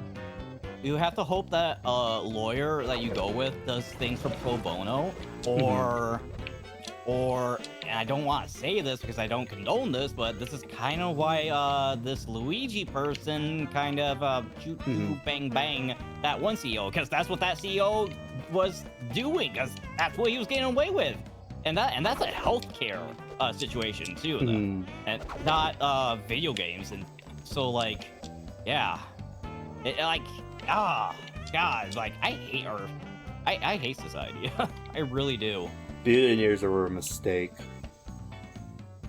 It's not so much billionaires were a mistake. It's so much the lack of empathy was a mistake. No, it's billionaires. They don't. That's like the same thing. They don't have fucking empathy. They're so rich they could do whatever the fuck they want. So they lived a life where they never needed to learn empathy. Especially since a lot of billionaires are either like really old or descendants of people who are already old and billionaires. Yeah, like fucking Rockefeller's kids. Which way do I go from here? No, that's a good question. I think you jump on that. So you walk up on that tree branch right there, and you just. How do I get over there? Though? I think. Let me head back.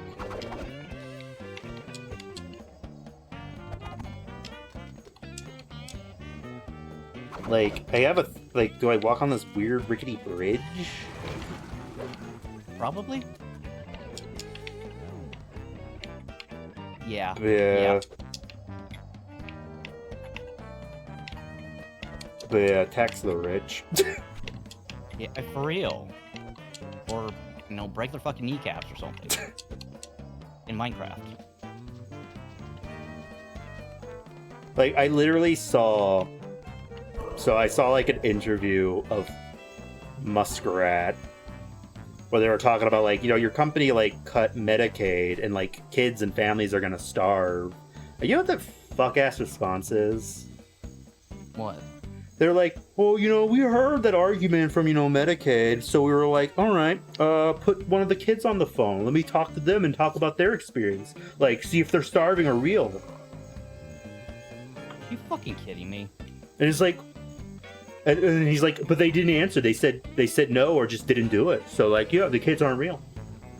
It's like, even if you got a starving kid on the phone, they're probably too young to understand the fucking situation, so they're not gonna say jack shit. You're just a fucking evil asshole. For real. What the fuck do you mean? Alright, prove it. Put a starving kid on the phone. Oh yeah, let me just fly all the way to Africa or something. No, you're an idiot. Like people are hungry and dying in America because you cut their health care and, like, Medicaid, like, food stamps and shit. I'm like, alright, prove it.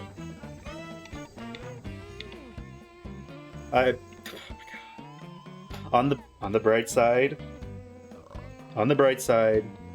there's apparently rumors that the government used an experimental drug. Which means, usually, when someone has a terminal illness, like in power, they like use experimental drugs to see if they could, like, cure it or, like, live longer. There's a theory that the annoying orange in charge right now is sick and used an experimental drug. So, on the bright side, maybe the orange is expiring. So maybe shit can go back to normal. I don't know. Like news people are like, who took the drug? We have receipts that someone took an experimental test drug. Who is it? Tell us. And like, we're not telling you. Who is it? Is it the president? Who is it? Who is it? Why aren't you telling? Who took the drug? We have the receipts that you did. You ordered it. Fuck. Hopefully when the current people in power leave, all these people will finally be investigated and get fucking consequences. Fucking hope so. We literally have cartoon supervillains in charge. Yep. Like I said, we're Dib, and we're living in a Invader Zim episode where like, clearly this guy's an evil alien trying to cause harm to everyone. And we're like, no, it's fine. Just ignore him. It's like that fucking scene from Zoolander where Will Ferrell's character is like, it's the same thing! He's doing the same thing! Am I on fucking crazy pills? Yeah. Okay, is this the right way, or did I just fuck up? Oh, thingamabob. Thingamabob. By the way, sorry for breaking the no politics at chat rule chat. It may happen again. Fuck the people in power. Chat banned him. Man.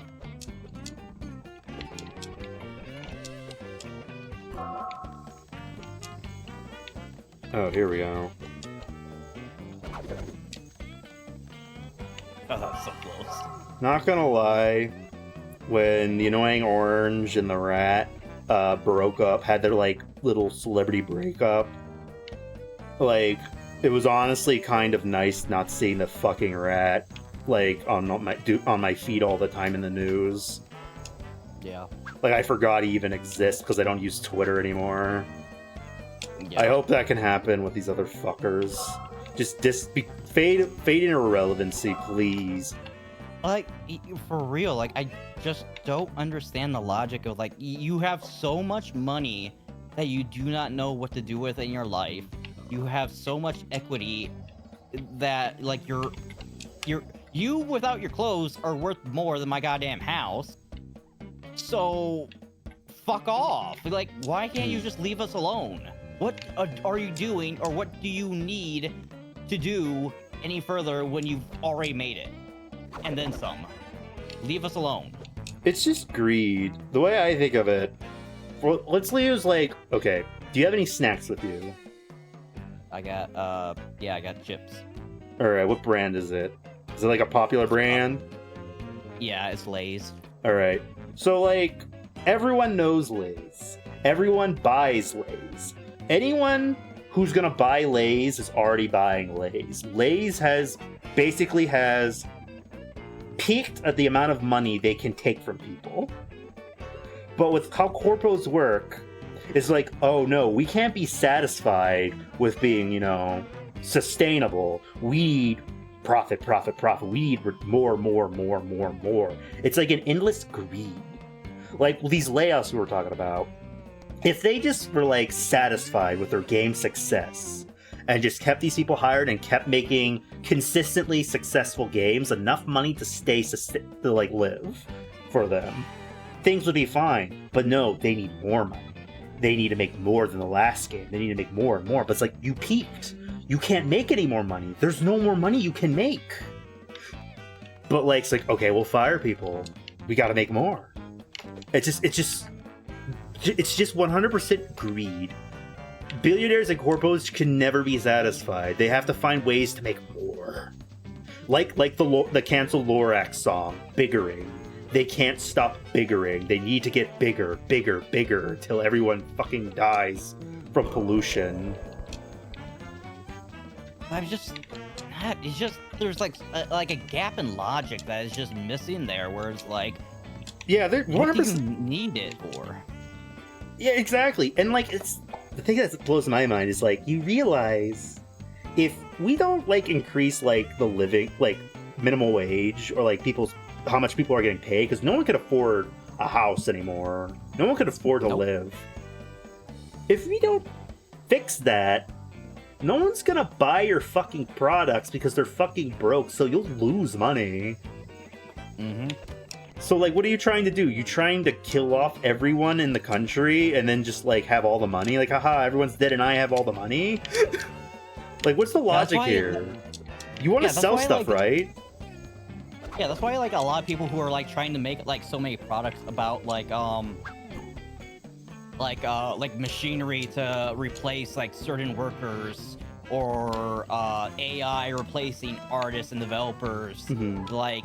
Okay, so you do that, you get rid of so many people, and you add on to the unemployment rate population, then what? You just make things worse for everyone. Like, no one's gonna buy your stuff because no one has money. No one has money, no one has stuff, you increase the homelessness issue because no one has a fucking job. Like, so I've literally been seeing the same argument you're saying, like, with AI and, like, the data centers, where they're like, oh, we need to use all the we need to buy all the RAM for the data centers so that way people can use AI. But it's like, if people can't afford computers because you bought all the RAM, no one's gonna use your fuck-ass AI, you dipshit. Exactly. Like, if my computer breaks, I'm basically probably screwed. I'm gonna have to graduate from streaming because with this AI crap, probably, because I'm not gonna be able to afford a new computer. I'd probably help you. I'd probably pimp you out. No, don't. No, it's fine. But, like, it's... Like, you can see, like, the Steam machine, it's like $1,000, and video game consoles are raising. Yeah. Yeah, well, so it's funny that you mentioned that, Dakota, because I just saw that computer chip companies are actually getting a class action lawsuit. Really? Yeah. There's a class action lawsuit. What are they getting sued for? So artificially creating a inflation scarcity. Yeah. Oh. So the scarcity that's been going on, that's been told to us as the consumer, has been a full-on fucking lie. You know, I know we keep talking about the Lorax, but someone pointed out that the AI is literally just a Thneed. It's literally the Thneed. It is a useless gimmick device that people say, oh, it can do everything, but in reality, it basically does nothing. But, like, it's being sold that it could do everything. It's a fad. It's gonna pop. And when it pops, we're all gonna be screwed because, like, data centers are, like, polluting water and shit.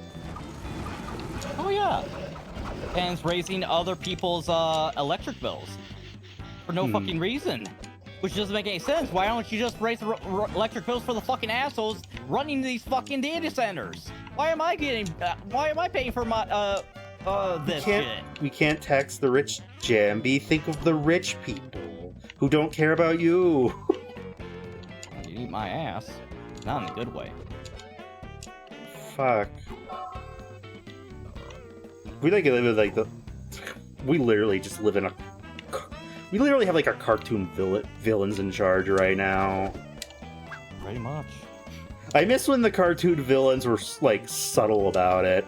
Like I keep seeing the meme where it's like people are like, I miss when politics were boring.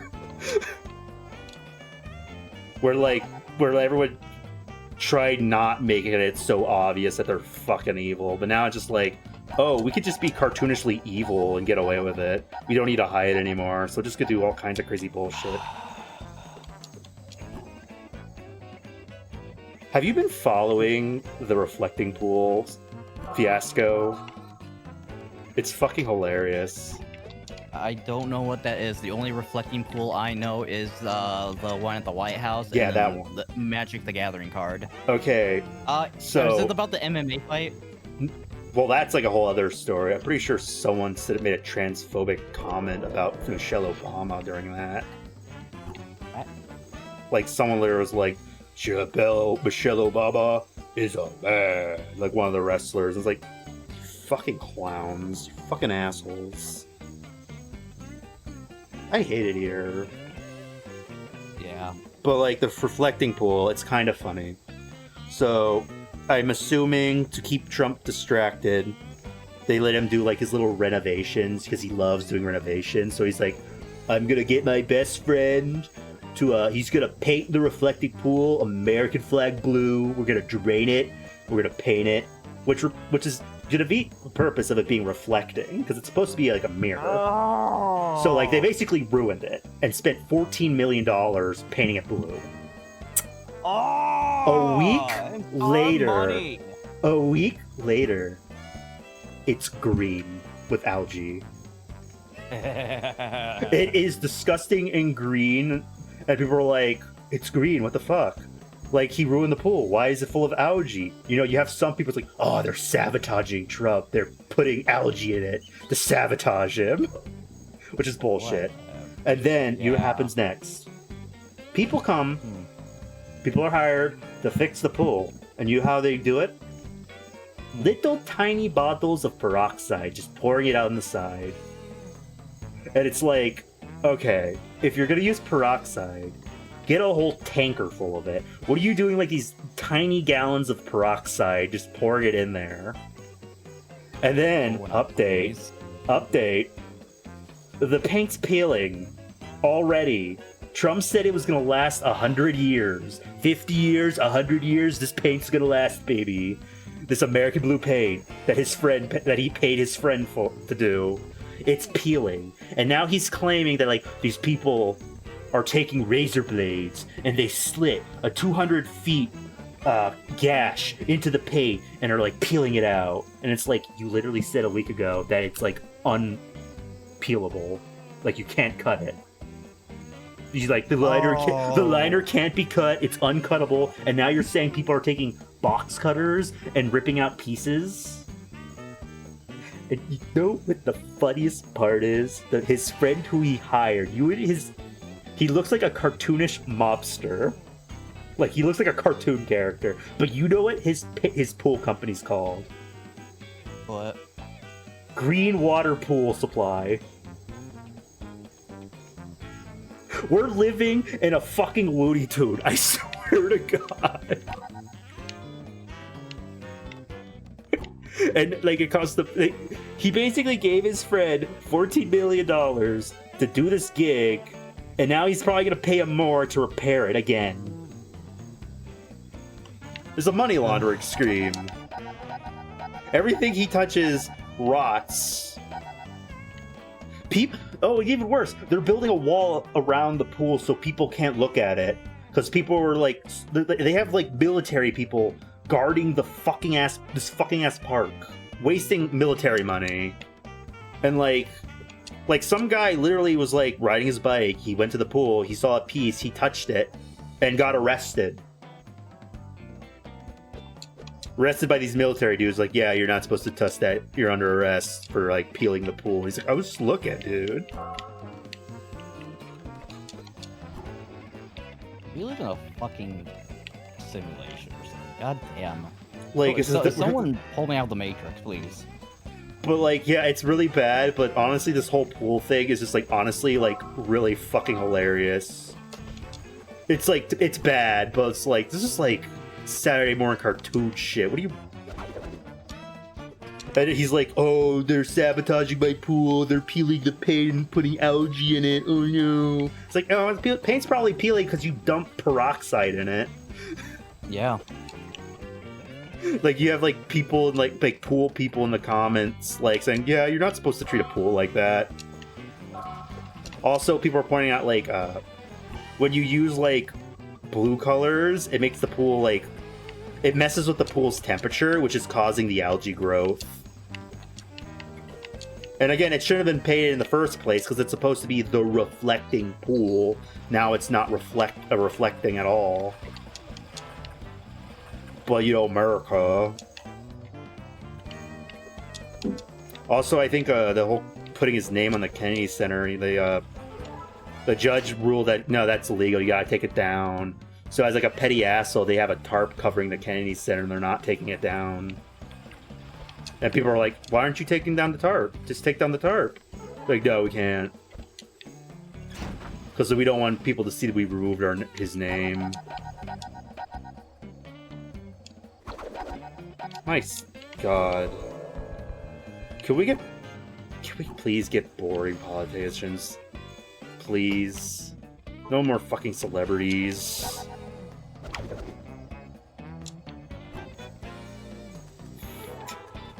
Can we just go back to when he was like the stupid "you're fired" man? Jesus. But again, an experimental drug was bought. The orange is probably molding. I don't know. Again, sorry for talking about politics, chat.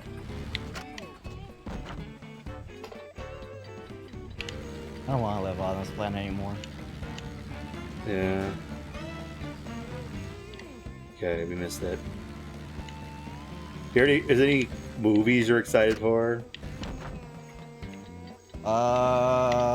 What's coming out this year? I don't know. I don't really follow movies that much anymore. I think Supergirl came out. Yeah, Supergirl came out. Spider-Man's gonna be coming out next month. I'm honestly kind of burnt out on Marvel movies, so I'm not really that excited for it. But I have been hearing that Tom Holland's trying to make it the best Spider-Man movie possible by researching what fans want. So I have a feeling it's probably going to be his best movie. Hopefully, but like there's like so many things like that go into saying, oh, what the fans want, because like one of the things that like he's literally talking about like he's like saying like I think he acknowledges his first 3 movies are kind of mid Spider-Man wise. Like they're good movies, but like they're just odd and fans complain about them. But like he basically is taking that criticism and he's like, look, I'm kind of tired doing Spider-Man. I only want to do it if the movie is good. Like I don't want to make another Spider-Man movie just to make another one like the first 3. So like now that I have creative control, I want to make sure it's the best movie possible. And like he said, he's been watching podcasts and he sees that people want a street level Spider-Man and they want he wants these characters like Punisher, Daredevil and shit in it. And he's like, okay, bet we're gonna make a street level Spider-Man movie with all the characters everyone wants. We're gonna like make it. We're gonna he's watching the Tobey Maguire and Andrew Garfield movies. And he's trying to make this new suit like match like a combination of both of theirs. Like he's like doing the research right now. Interesting. So like he's like, all right, I've heard what the fans want, and I know what I want. We're gonna make this thing peak. Because again, like a lot of Marvel movies do feel like they just make it just to make it because they have to. So, like, it's good to hear there's, like, I don't want to make a movie just because we have to, because money. Take it till you make it. Well, the thing is that one of the plot points I was kind of excited for was the potential of Man-Spider, but from what people have said from interviews, is that Man-Spider will not be a thing. Is there, like, another spider character, like, similar to Man-Spider? Because like people keep saying it's that one. Like something about like when he finds out the mystical side of his spider powers or something. Not really. So it's like a genetic mutation from his spider mutated genes, and how it's basically the excuse to, because like in the Tobey Maguire movie, Spider-Man doesn't have the web shooters. It actually just comes out of his wrists. Marvel Comics kind of like retcon Spider-Man to fit that narrative, and so they kind of had his genes mutate from the genetics radiation spider that gave him his powers, and it gave him 6 arms, and then slowly he cocooned himself and he became a Man-Spider, and then he cocooned himself again and he was reborn as Peter Parker again. Yeah, but I've heard there's like another story that's similar to Man-Spider, but it's different. People are saying it's that version of Spider-Man. Not sure. It might be like the one where like he finds out that there's like a mystical reason to like why he became Spider-Man or something that starts affecting his powers. That is the original Man-Spider story. Is that is that he finds out he's a mystical spider totem, Oh, but it's also genetically altering his DNA, mutating him into a man spider, and blah blah blah blah. Now he shoots webs out of his wrist without the need of his web shooters. Well, he still uses his web shooters because it's actually revealed that he can produce spider web naturally, quote unquote, but like he has to eat starchy foods to maintain a supply. Have you heard the X-Men theory? No. Basically, from the trailers and what they've been marketing, they haven't revealed the villain yet.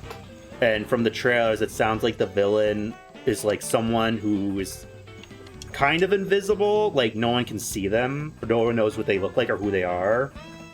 Oh. And there's a theory saying, what if it's Jean Grey? And like the reason we don't see them is because they're mind controlling others, and that's why Hulk's gonna rage out. They're gonna like trigger the Hulk with mind powers. So basically, what Scarlet Witch did back in Age of Ultron. I think kinda. If they do the Jean Grey route, I doubt she's gonna be like fully a villain, but it's definitely gonna be like before they meet the X-Men and like maybe mutants first start out, and that explains why, you know, Spider-Man is having mutations. Hulk might be having like a little bit of a mutation in it. You know what I mean? Maybe there's some sort of telepathic mutant behind all the tomfoolery in the movie. Maybe. I don't know. People also, there's like a female actress in it. People are like, oh, she's probably gonna be Jean Grey. But like a lot of people are like, no, she's not.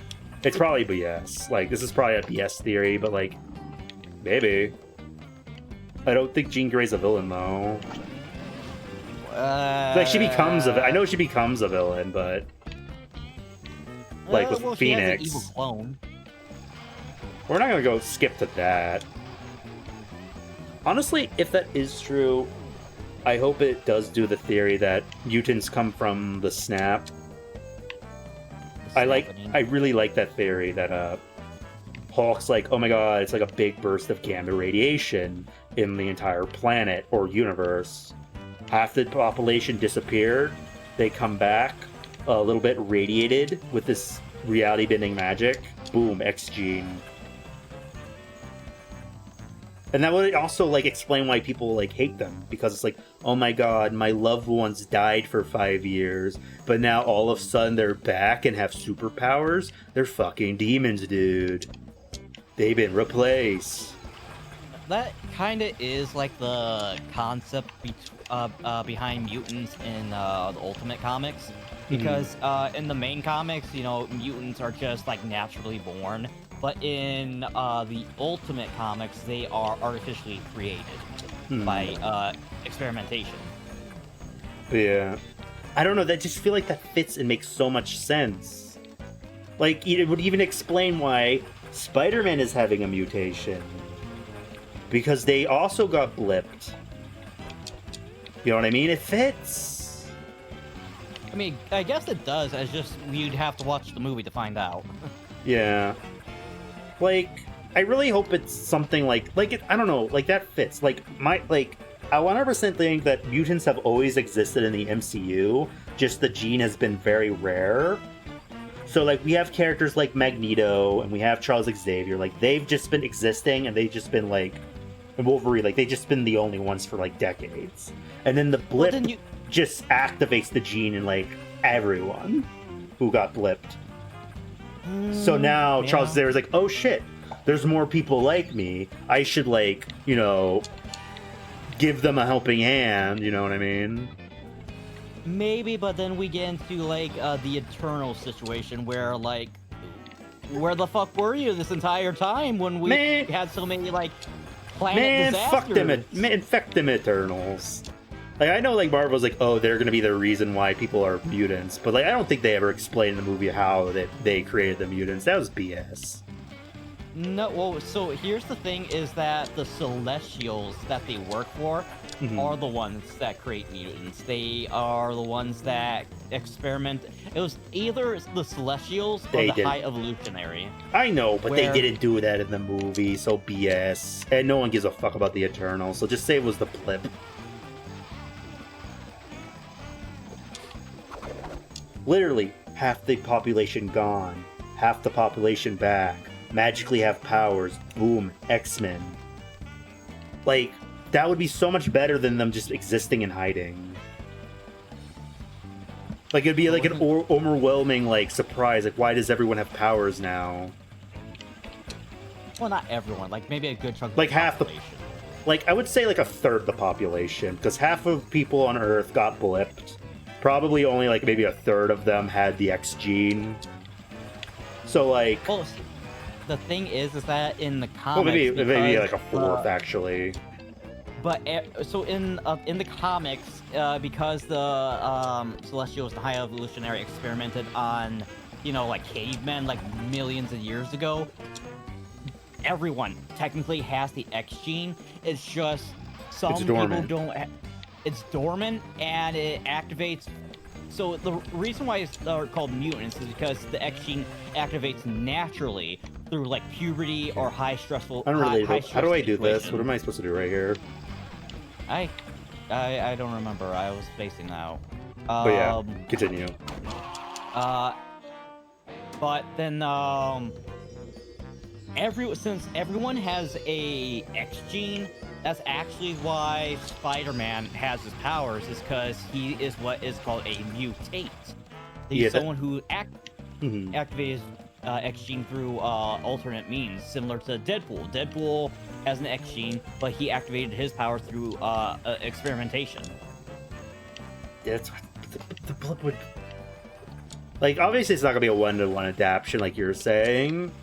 Like you're saying it's like true for the comics. I don't think that's gonna be what this happens in the movie. But like, I feel like the blip would just work. It's like Magneto, Charles Xavier, Wolverine. They already exist. The blip just triggered the gene in every like most of the people who were blipped. Oh my god! Honestly, is it gonna be Jean Grey because it's fucking all about genes? Maybe. That's gonna be fucking stupid. I'm gonna hit somebody if that's true. Honestly, wait, what was I gonna say? Oh, here's my headcanon on what they should probably do with Magneto. Because there's the argument about, like, if to do a comic accurate Magneto, he'd be like hundreds of years, like 100 years old. Because, like, he's a Holocaust survivor. Yeah. What I would do with Magneto is we already know Hydra was freezing super soldiers in Civil War. Like, wasn't the whole plot point is that they had like a whole bunker full of Winter Soldiers? Yes. Well, who's to say that during World War II, they found Magneto, managed to put him on ice, and he's just like frozen somewhere, and then he gets thawed. That way you can have his comic accurate origin of being a Holocaust survivor, but still have him be relatively young. Old, but young, not like 100. I can't remember what the reason is for the comics, because, like, yeah, what you said, yeah, because, like, he would biologically be, like, over 100 by now, and should be dead. I can't remember what the exact,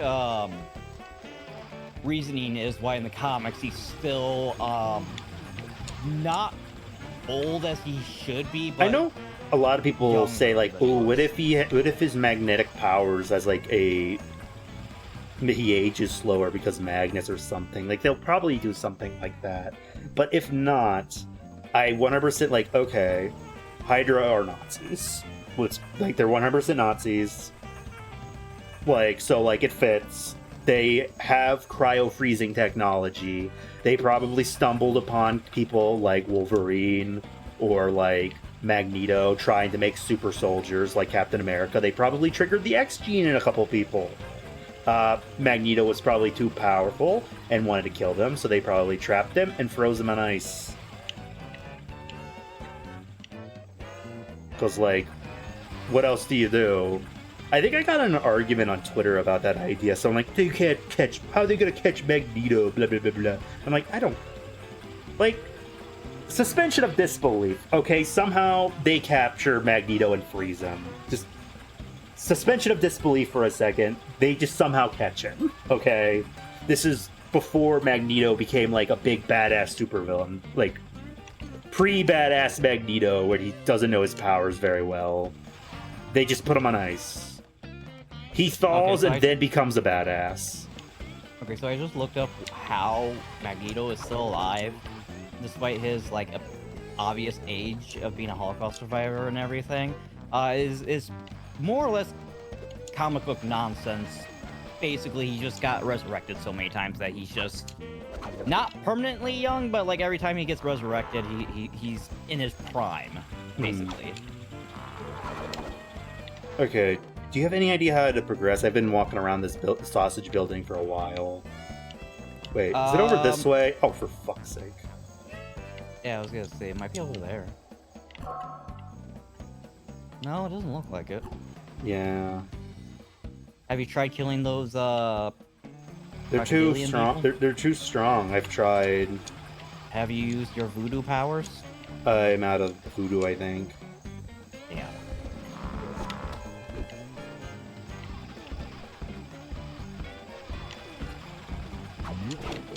Oh, we can't kill him. Yeah, you just have to time it. Alright. Because they block hit, so like you just gotta hit them. You can. Like, I'm just really hoping that the MCU doesn't go the multiverse route of just redoing everything. Just come up with a natural reason why the X-Men exist that doesn't involve nostalgia and multiverse shenanigans. Watch them do multiverse shenanigans now. Like, we don't need Hugh Jackman as Wolverine anymore. I've been seeing a lot of people are like, oh, they need to do the Fox X-Men and the Avengers so they can have a send-off. And it's like, bitch, they've had 5 send-offs already. Fucking in the Fox X-Men. Yeah. We've had several goodbye movies.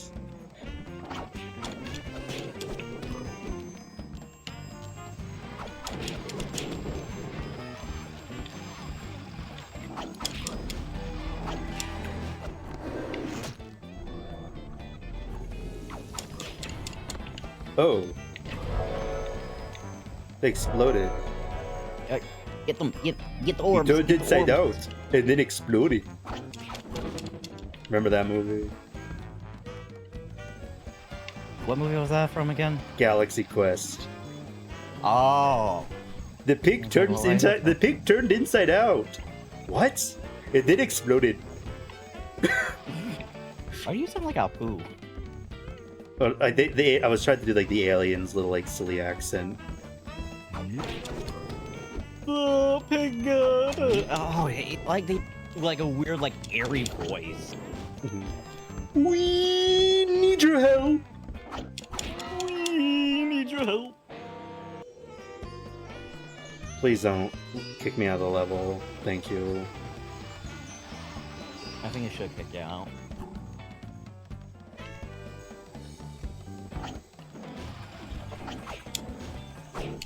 Die.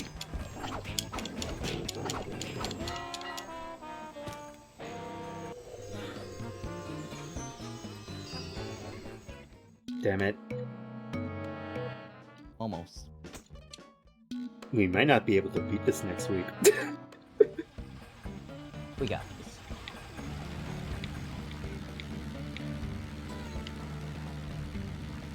I feel like I heard that they were gonna do like a Galaxy Quest TV show, but I don't think that ever happened. A lot of actors are a little old for it. No, Unless like they I think do, they were like it was probably gonna be like a remake or a reboot, but like a TV show version of the movie.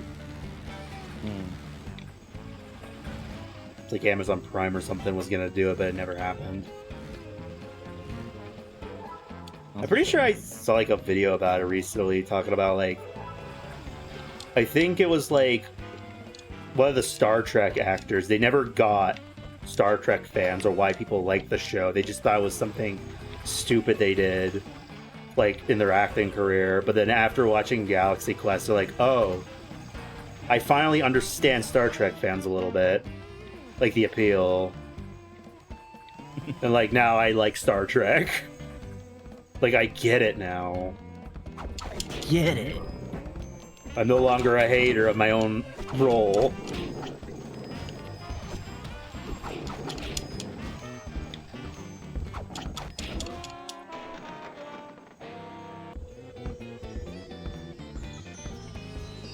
I'm still here.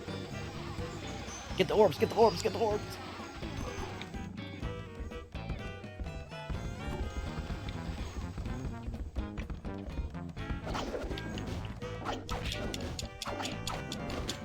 Die, you motherfucker. You think they'll ever use the Inhumans? I feel like they're not, just in spite. After the whole TV show incident. The TV show incident and yeah, the TV comic incident with that one guy. Yeah. They're just like, no, we're not doing it. Fuck you.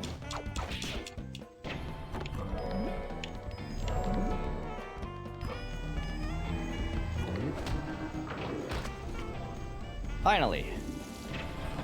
There we go. Oh, so it was Kitling though. Yeah.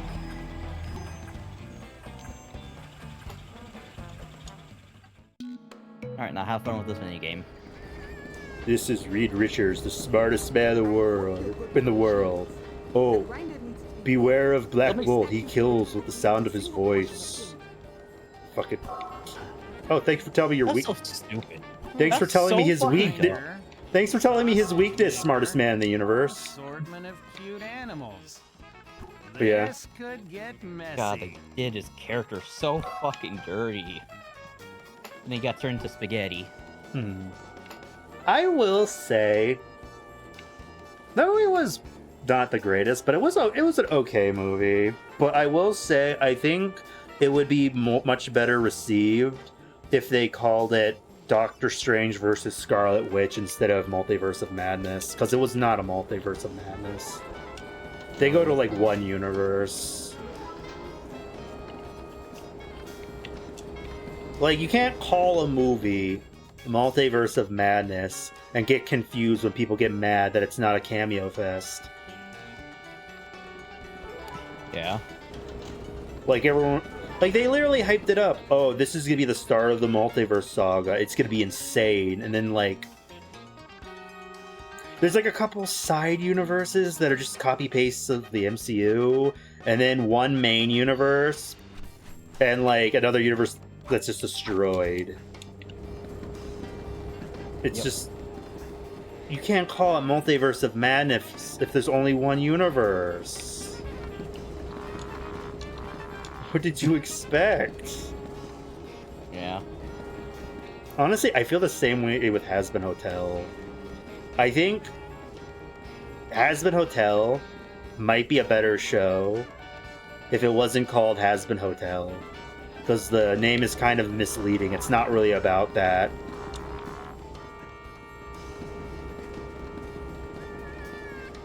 Like...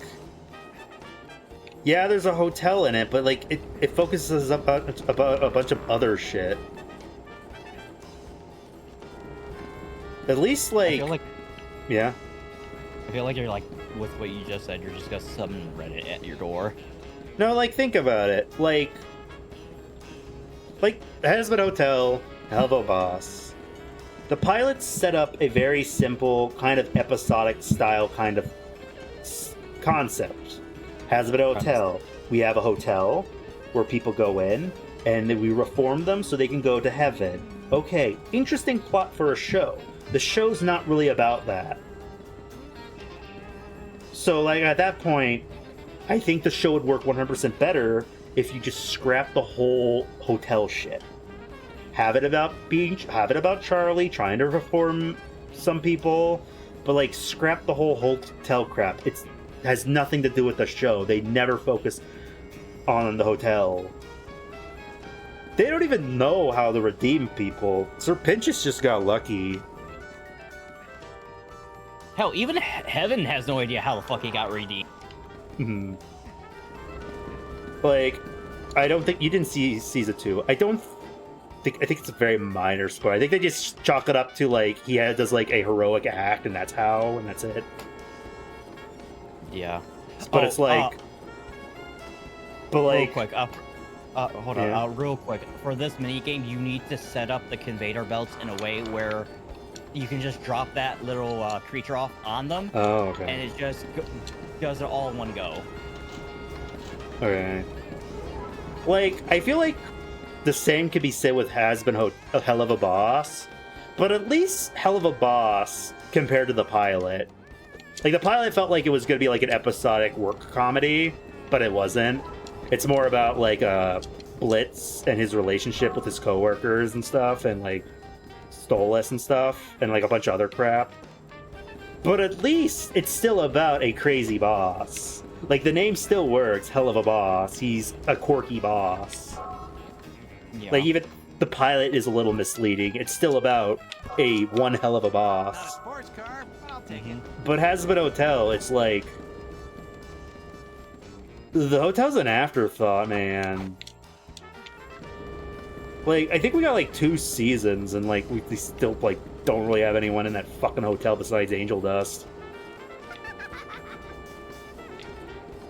I assume season 3 people are gonna finally like start like booking appointments in there, but like still, 3 season wait.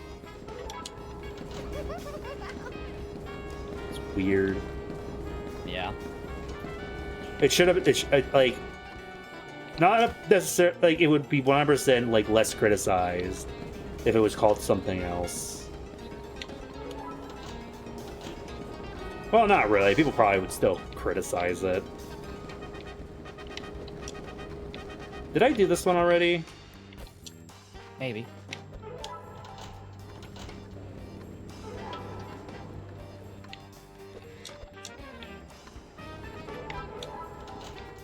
I feel like I'm fucking shit up. That's a possibility. But yeah, sometimes I just think that there are some movies or shows that would be way better if it just had a different title.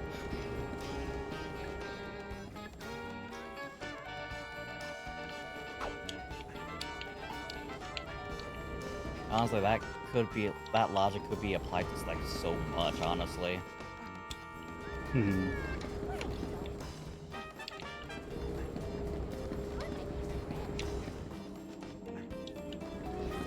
It's cool to do all of them at once, right? If it works, yeah.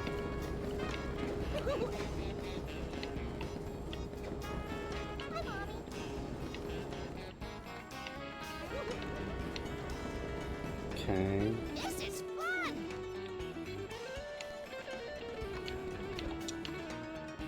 I think it's working. Are you my mommy? No, I'm not your mommy, sorry. Are you my mommy? Oh shit, fuck it up. Where are we going? Yeah, we missed one. We messed up one. Just friend. It hurts. Alright. That's how hot dogs are made, chat. How many do I gotta do all the mice? No, I think that just the So- 2 so- of them. Let me try and do Oh, one. did you set up the thing that's supposed to catch it? I don't think I did.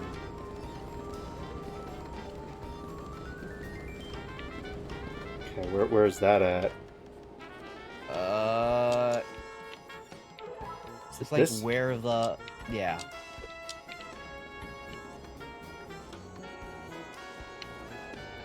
This thing? I think so.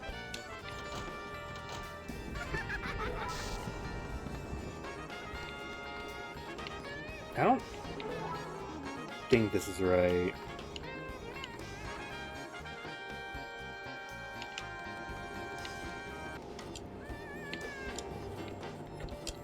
It's like, what does this lead to?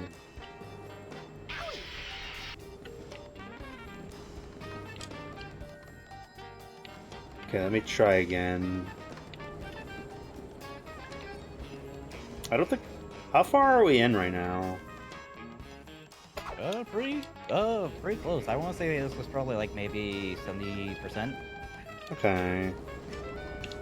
So I do hope we can... I hope we're like close to the end for like next stream. It would be cool to like beat it next stream. Because you need to complete this.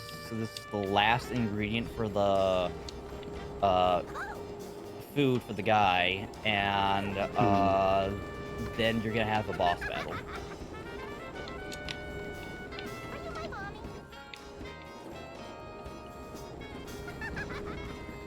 Oh, it's the middle one. It's that middle one right here. This to your one? left. This Yes. one? Yes. Oh, I fucked up another... Oh, for fuck's sake. I fucked up another switch, though. This one. Do I need to undo this one? I'm gonna undo this one. Okay. Because I think I did... I messed... I sure don't think I should have messed that.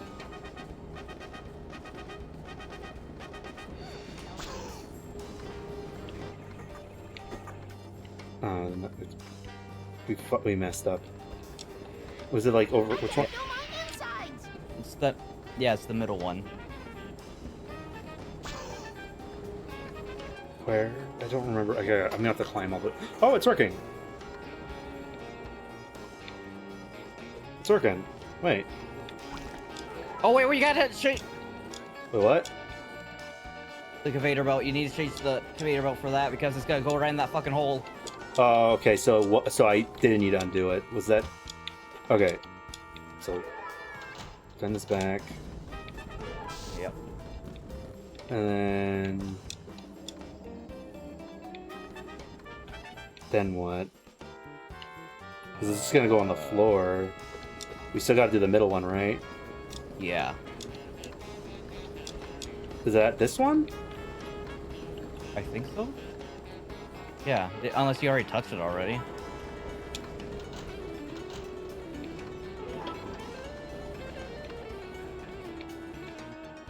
This is gonna make it fall on the floor right here, though. Alright, let's just test it out. Yeah, because there's supposed to be a way where, like, it's supposed to, like, land right there.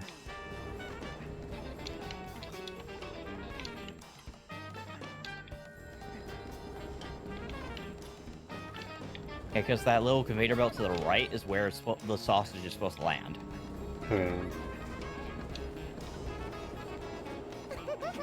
Okay.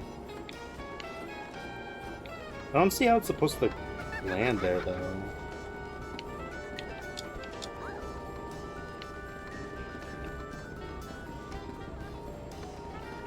Where are we going? Oh, let me...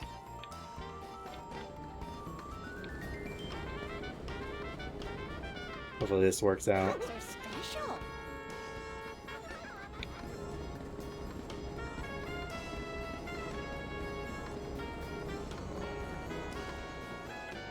The pain is unbelievable.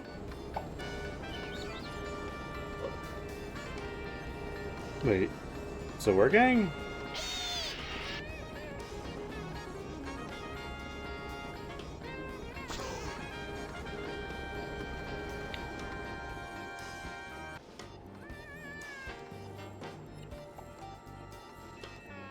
Did it work? I think you have to put more critters on, because that seems to be like a 1-to-1 ratio. Hmm. So it's like, what, every batch of critters is like 1 pound of meat, and then it gets converted into 1 thing of Alright. sausage, I guess? Alright.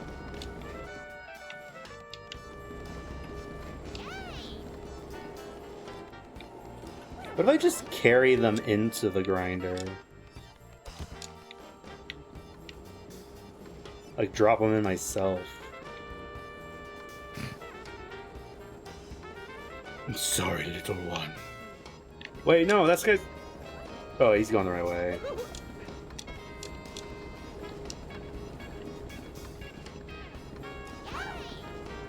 So that's gonna flop them down here. There's nowhere for it to land. What's what's on the ground floor? So there's like something on the ground floor you can move. Don't think so. Oh wait. It says the machine has 2 hot dogs. Do I need to like dispense them myself? Maybe? Oh wait, no, it says I need 1 more. But do I just need to hold this to like have them plop out? Maybe? Because I thought that was the thing that controlled... Yeah, so no. Okay, then I fucked something up because it was... I got 1 hot dog on here. I think I need to undo the middle thing they used to do. I think this one, maybe. But this doesn't lead anywhere.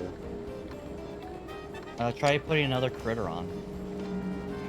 Where does this lead?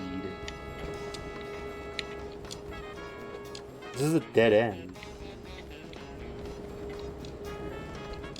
What I'm gonna do, I'm gonna try and get the critter fucking closer, so speed this up.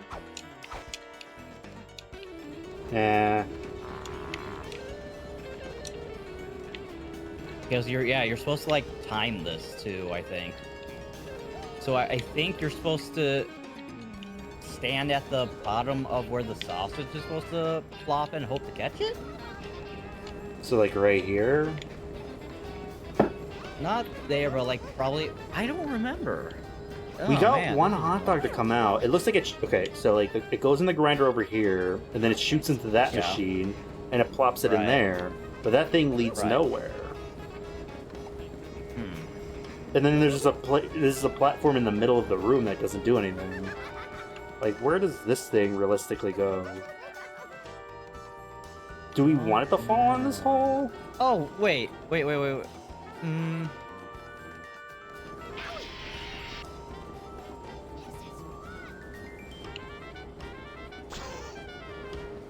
See, it goes in there. Oh, worked. Let's know. Record it. Okay. Okay, where does that hot dog go, though? It's gonna fall on the floor. Go over to where it was supposed to fall?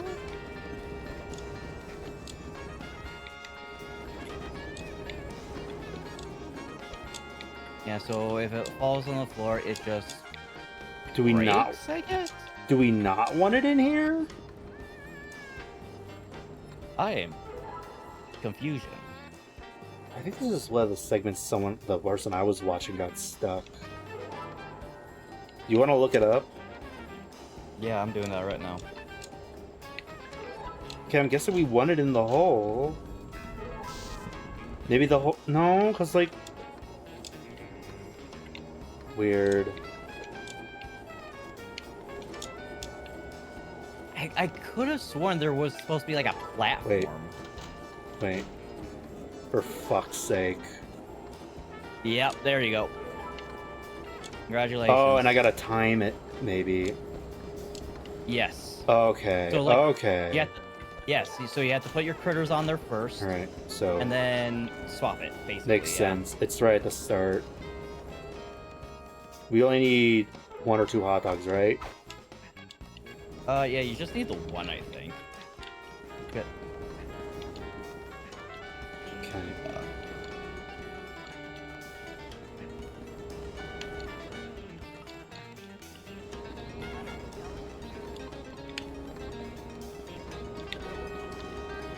Well.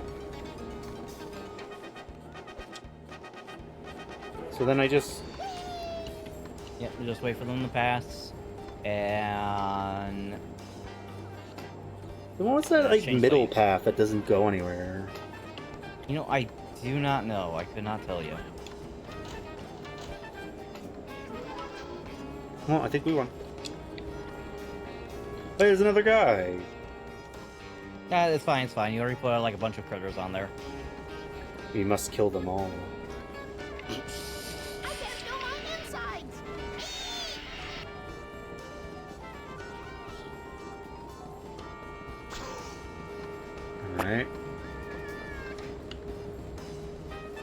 Does it need 2 hot dogs to spit it out? Maybe? Because it might. We need to kill another one. Yeah, change your tracks first.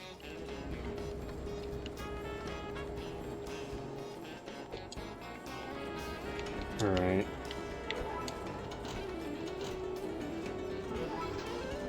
I'll just spit it out now. Because, like, why didn't it spit it out? Do I not have enough hot sausages in it? Because, like, you see, like, there's like a 1 and a 2 for each machine. Probably because spitters are quitters.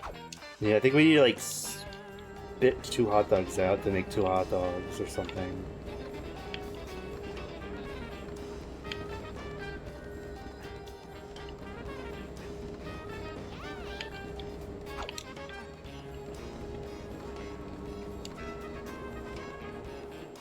You're my best friend. Yeah, not for long. You're my mommy. Mommy Dakota. Alright. Is there any other comic book universes you think would be a good cinematic universe other than DC or Marvel?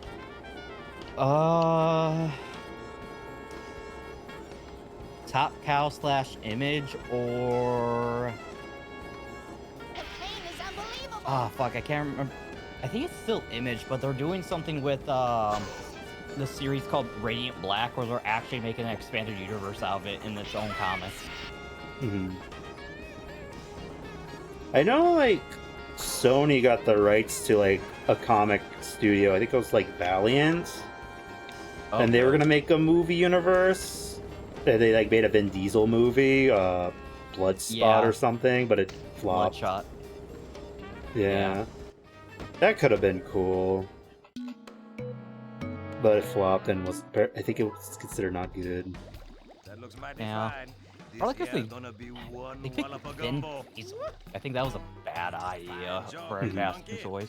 Let's just let that simmer for a while. How about you Honestly, I kind of wish we were in a timeline where it did work out, so that way they could just, like, just give up with Spider-Man and just give it back to, like, Marvel. trust this guy? It's like, oh, we got our own cinematic universe. We don't need to do Morbius anymore. But Morbin time, Goda. Yeah, surely if they put it in theaters a 3rd time, it will do good this time, right, chat? We just weren't prepared the 2nd time you put it in. We'll show up next time. Have you ever watched Morbius? If you did, what did you think of it? Oh, it was alright. Matt Smith you can clearly tell Matt Smith had fun. But it's so weird seeing Matt Smith in like a villain role. Yeah. I feel like the I think the stupid thing about these villain movies that, like, Sony's doing is that they try to make them like anti-heroes, and then they have like a knockoff original villain who's like the evil version of like the character.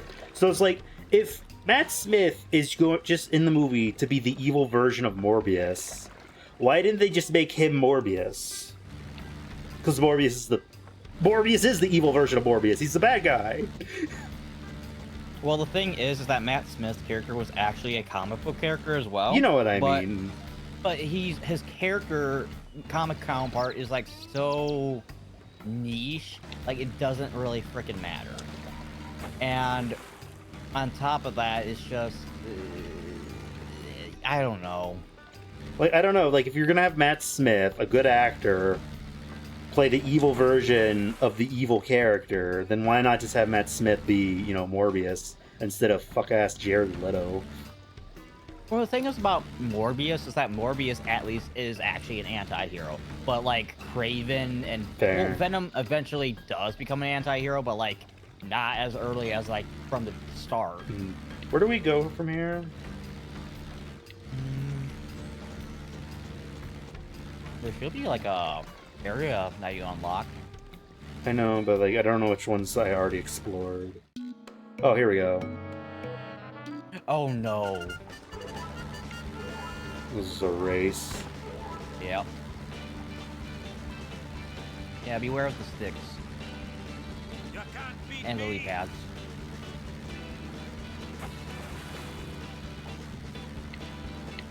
Can't beat me, they say when I'm already ahead of them. What the fuck?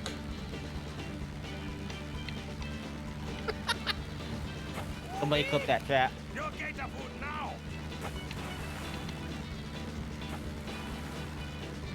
Alright, first again.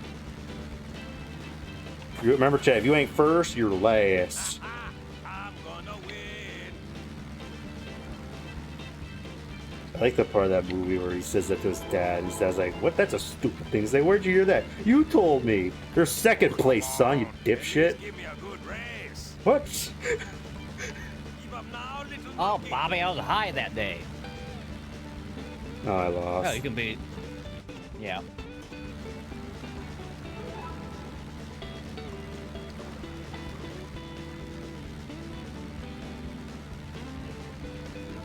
Can we just game over at this point if I already lost? I'm gonna win. No, you have to suffer.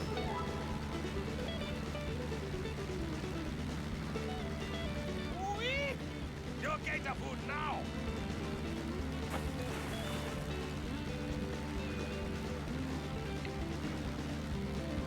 I don't think the speed boosts are working for me. Or I'm not, God, like, ridiculous. not touching them correctly. Probably not touching them correctly. Like, I'm going in them. They're just very small.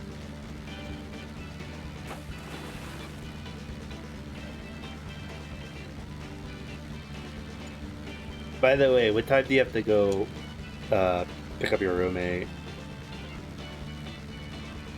In like 3 hours. Okay.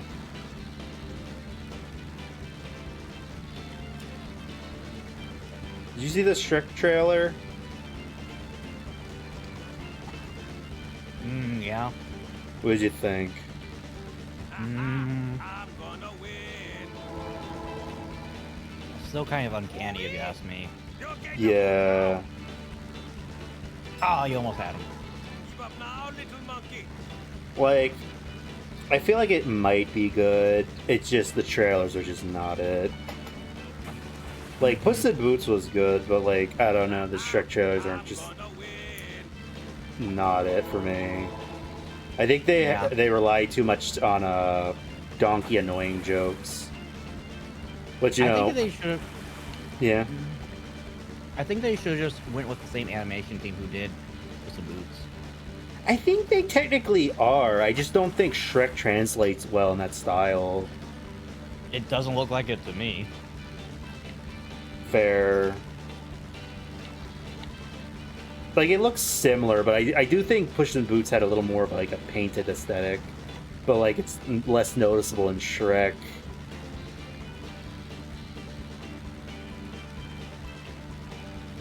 No, it just seems like they're going for like the classic Shrek art style again, but like because of modern animation, it just seems so uncanny. Yeah. Did I win? Wait. Oh. We clutched at the last minute. Oh yeah. Ha! In your face, crawdad! Funny thing is, like, you see people say, like, oh, this is just showing, like, how modern animation looks. You know what I mean? Like, if Shrek was made today, it would look like this. Like, they can't make Shrek look like it did in 2010. And I'm just like, But now, my friend, we literally have Toy Story 5 Yeah. and Ice Age 6 coming out. And they look exactly the same, but just with modern animation. They could have made Shrek look the same. The artist just chose not to, which is fine. But can we stop doing this argument that they can't make it look like Shrek? They could have. Maybe They a just giant didn't. carrot? I really like those ideas. But no! It's a little tempest I like to call Hurricane Hannah. Hold on, dear. It's going to get windy. Can't imagine anything windier than They you. get windy.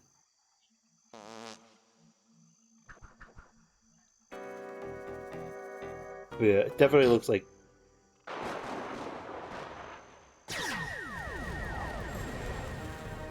No, not Gumbo.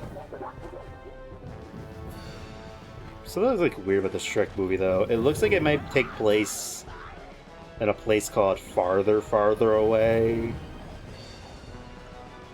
I'm gonna assume maybe Shrek's daughter runs away. They gotta go find her in this like new city.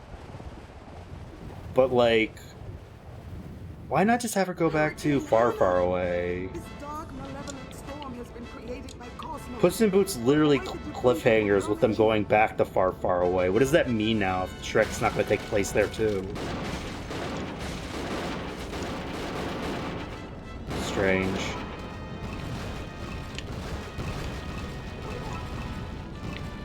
I think you have to turn the fan on when it's throwing stuff at you, and it blows it back into space. I think.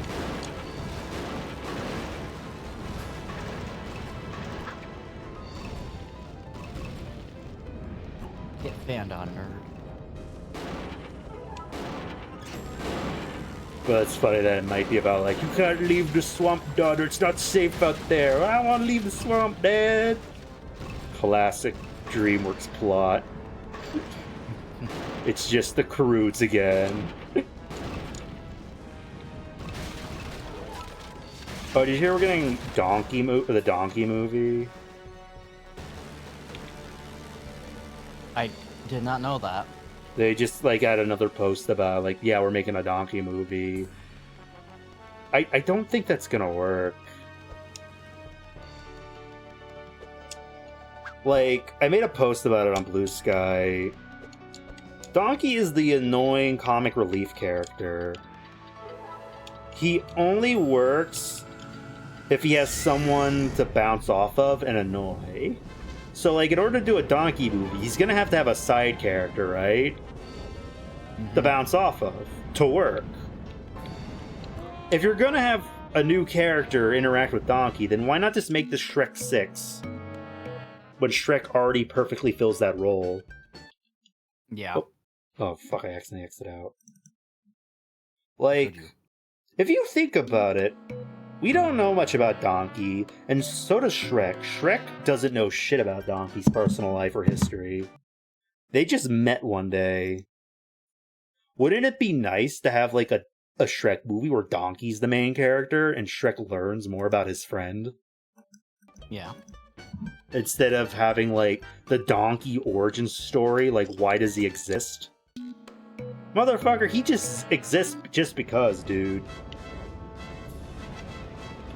He doesn't... Okay, he's probably 100% from Pinocchio, but, like, he doesn't need an origin story. I'm a firm believer of the Pleasure Island theory, that he's just, like, one of the kids who got turned into a donkey in Pinocchio.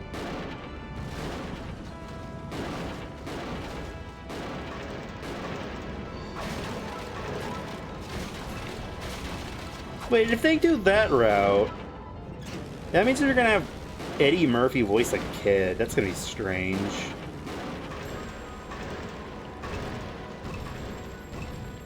Either voice a kid or probably has like a grandkid voice role. Maybe. Oh, I think there's like a Easter egg in the trailer for the new movie of like Donkey's kids now grown up and they just look like identical to him.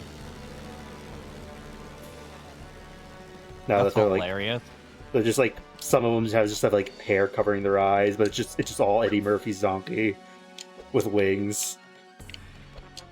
I've been seeing people doing fan theories that maybe Donkey and Dragon got divorced. Aww.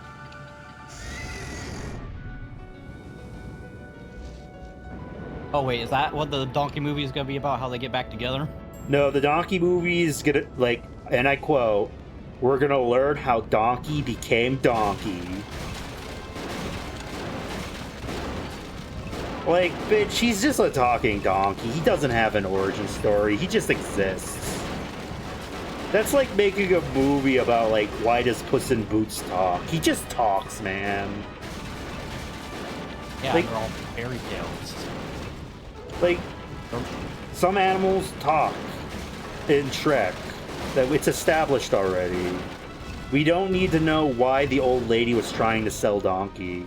We already know because he's annoying and doesn't shut up.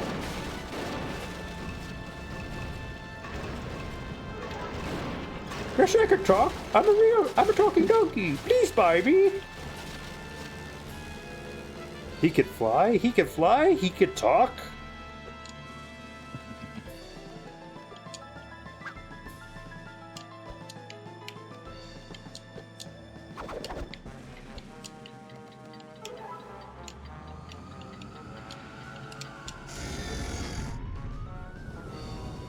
Am I doing this correctly? Yes. Alright. That doesn't look like a tornado at all. You mean a hurricane? Yeah.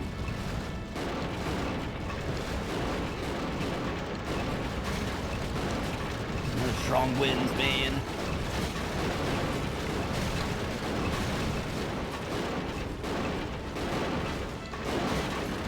Oh, Gendy Tartakovsky's getting a new Adult Swim cartoon.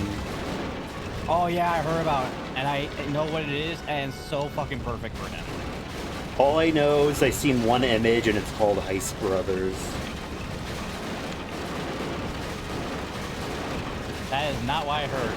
But Oh, that is he doing news to two me. things?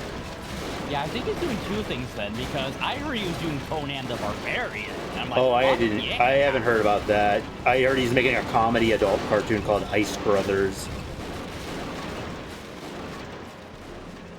This boss is loud.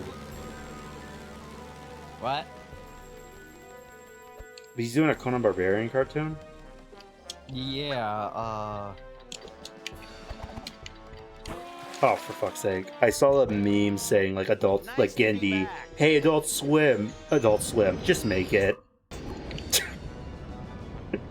Like, you don't even need to ask, just make whatever the fuck you want. Do I have to start over from the beginning?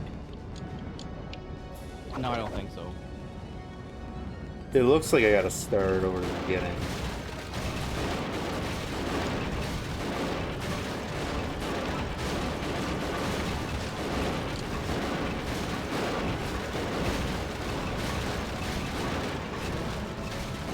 This reminds me of those old Gmod videos where they just like run from items being thrown at them from a hill.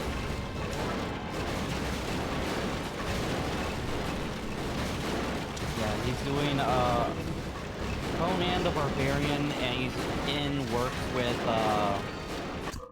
Yeah. Cartoon Network Studios, and it's going to be a Gypsy, thank you so much for the raid. You shut up.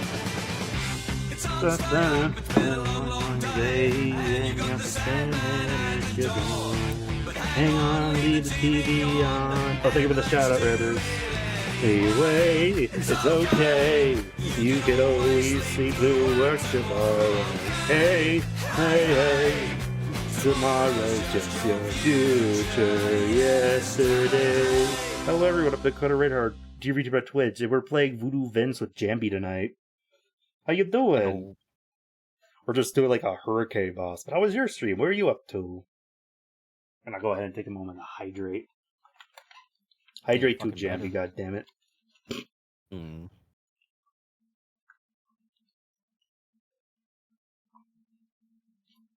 Yeah, how was your stream? I was trying to finish that. Ooh, nice. How's that game? Oh, thank you for the hydrate, Jambi. I already did one. That's kind of on my to-do list. I've never played a... Oh, thank you for the 5 streets stick. I appreciate it. I never played a Little Big Planet, but I've been... Sackboy has been on my to-do list for a little bit. Why isn't that redeem working? Here, I'll switch it manually for you, Jambi. But yeah, it's whatever noise. I need to try one of these days. It's like on a website I get games for cheap. That's probably on my to-do list for one day. Alright, Yeah. Omni Redeem. Little Big Planet, Sackboy. Isn't that a PlayStation exclusive? Yeah, they made, for the PS5, they made a spin-off game, which is like a just regular platformer instead of like a create your own game platformer. So like it's just Sackboy as like a normal platformer. But it was added to Steam because every PlayStation 5 game's on Steam now. I love your body. Thanks. I got it. It's just free on like Twitter. What's the who made it? Let me check my description. I can like shout at least say their like username for chat. It was drawn by.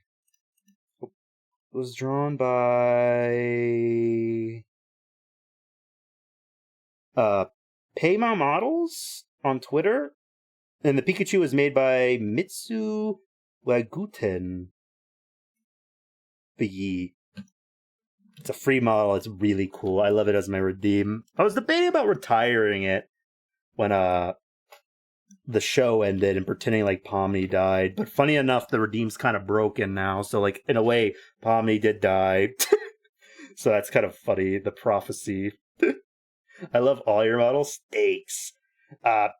These two are were free models I found on Twitter. My deer model I made myself, which is pretty cool. I gotta rig my 3.0, but like I kind of want to like do a different design, so I don't know.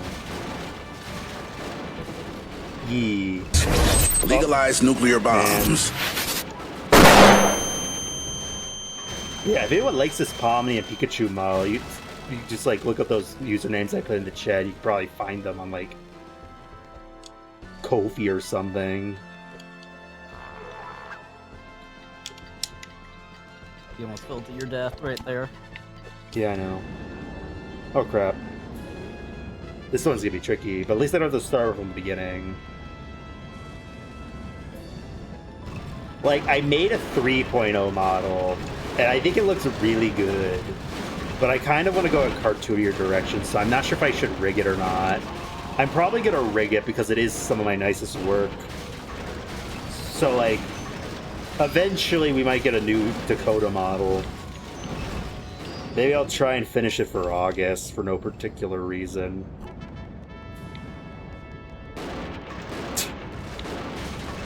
Hey, Jambi, if I did a celebration stream in August for no particular reason, what do you think I should do?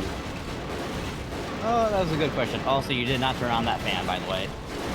Damn it.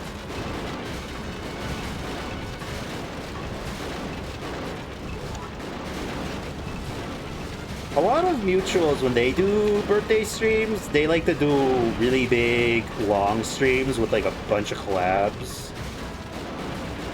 I think I would probably want to do a collab thing like that, but I think I would break it down into like several smaller streams throughout a week. I mean, you could do that, like leading up to your birthday and everything. Chad, is this level loud for y'all? It's loud for me. I could barely hear Jambi with this blowing at me. What?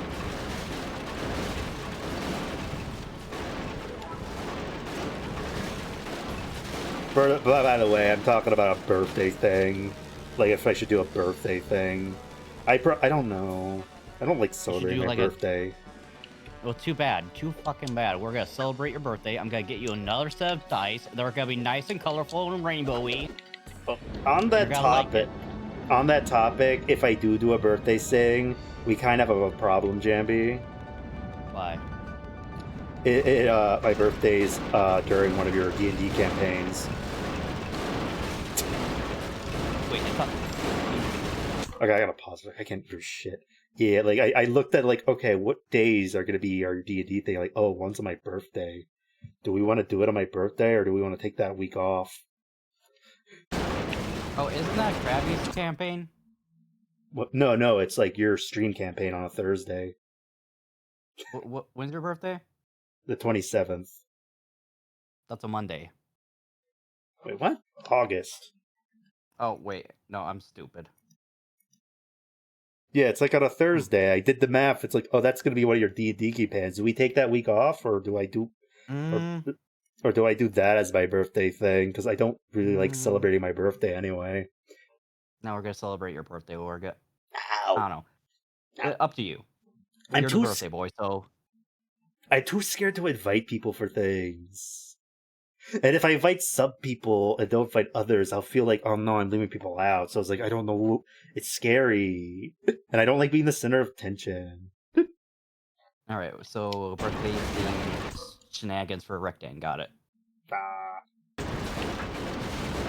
We might need to take that Also- week off so I could like wallow in self-pity that day. Not too bad. Also, buying you dice for your birthday for sure. I don't You're gonna need like it. dice. I own dice. Yes, you do. You I need own more official. dice. I own official D&D dice. I looked at the dice again. You recommended. It only has one extra dice that I don't have. Yeah, you need more. I'll be fine. I'll just steal Yahtzee downstairs. No, you need more than just 6-siders.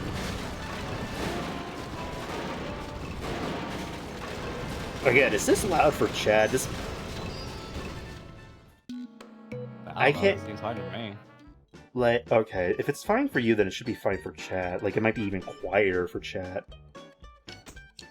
But like, I can't hear you at all. What? By the way, am I talking loud this stream? I feel like No, the you seem game's fine. loud and it's making me talk loud. And I feel like I need to like quiet down a little bit. My ears feel numb.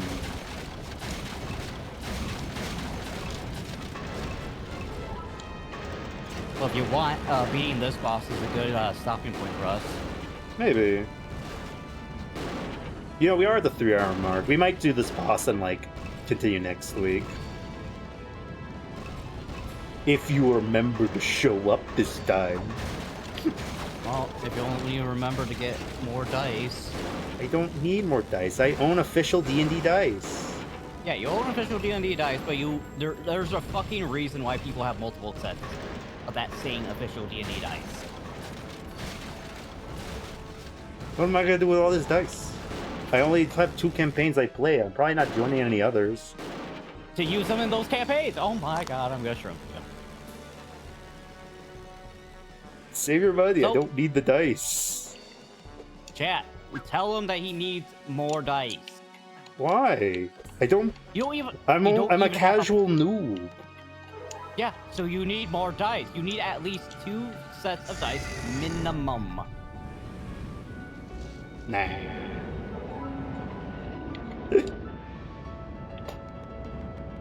Oh, for fuck's sake.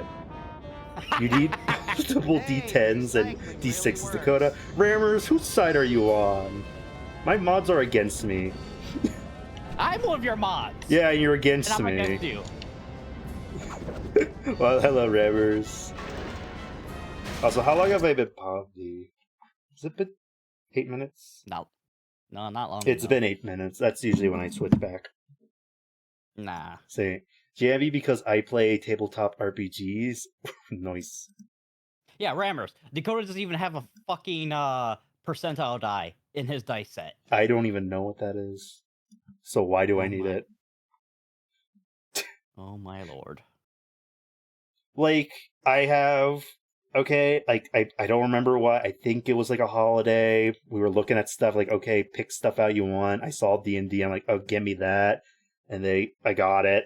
So, like, I have official D&D dice that I never use, and they're fine. They're, like, really pretty. They're basic as fuck. Oh my god, I'm gonna They're, scream they're- you. you saw the picture, like a fancy blue color.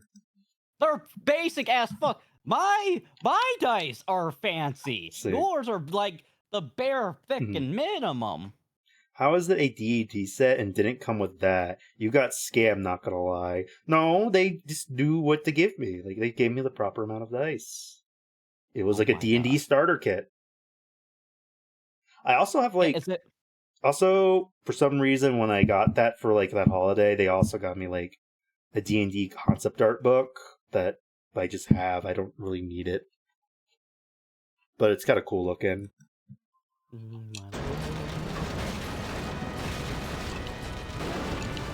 Weedy Hut kit.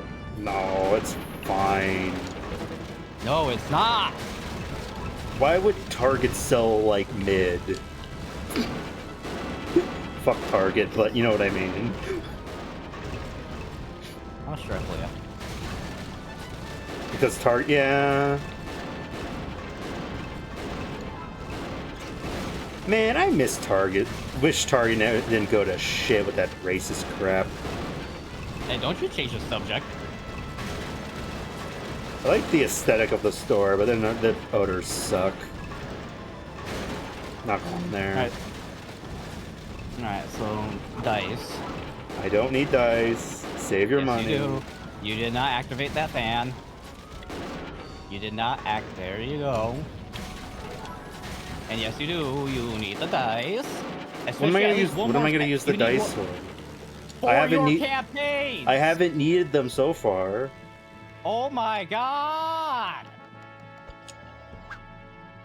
I am going to specifically have you. You actually no, not even that. You did need them because you kept on. You had to roll the 1 4-sider twice when you healed somebody.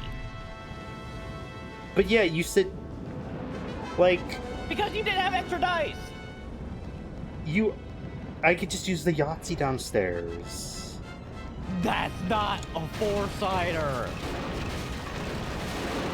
What's wrong with rolling a dice 4 times? Oh my god. Okay, 1 second. I'm turning the volume down for 1 second. This is ridiculous. Actually, no, I don't want to forget my settings. I think I have them. The settings are good. I just barely hear you, Jambi, when this third phase happens.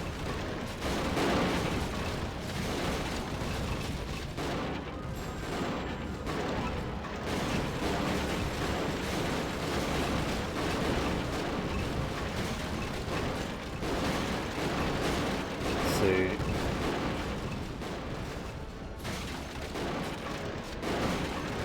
But just because 2 people say I should get more dice, that doesn't prove that I need more dice. Oh my god, both of them are your mods, both of them are experienced with RPGs, one of them is literally your fucking DM.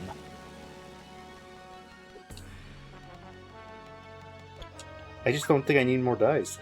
Oh my god, I'm going to get Krabby to join in on this argument. No, Krabby's gonna be on my side out of spite. Oh my god, no he won't. Everyone that plays TTRPGs will tell you get more dice. I'll just use the Google app. Very minimally, you need at least 2 dice. Because when you crit, you have to do double damage. Which means you have to roll 2 dice. I think I'm fine. Nope, my god.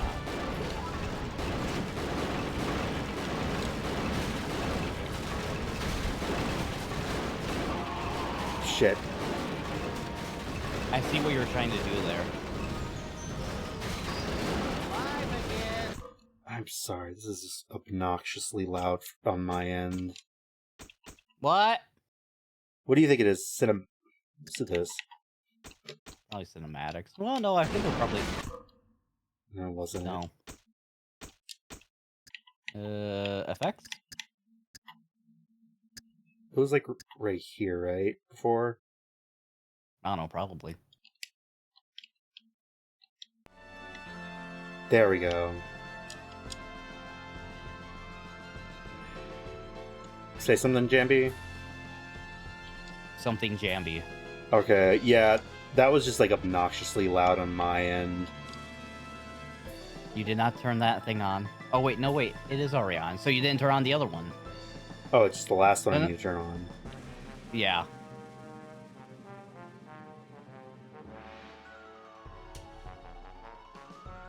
God damn, Hannah is kicking your ass. Hannah Montana? No, the hurricane. That's what it's called. Hurricane Hannah. Not gonna lie, I haven't really been paying attention to the cutscenes in the game.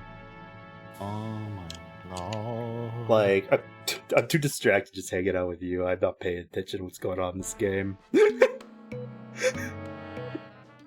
It's fun, though. Nope, be more fun. What? More dice. But, like, I own dice.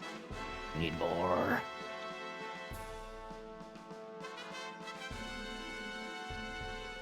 Chat, should I just accept Jambi's throne thing to get him off my back about the dice? Yes.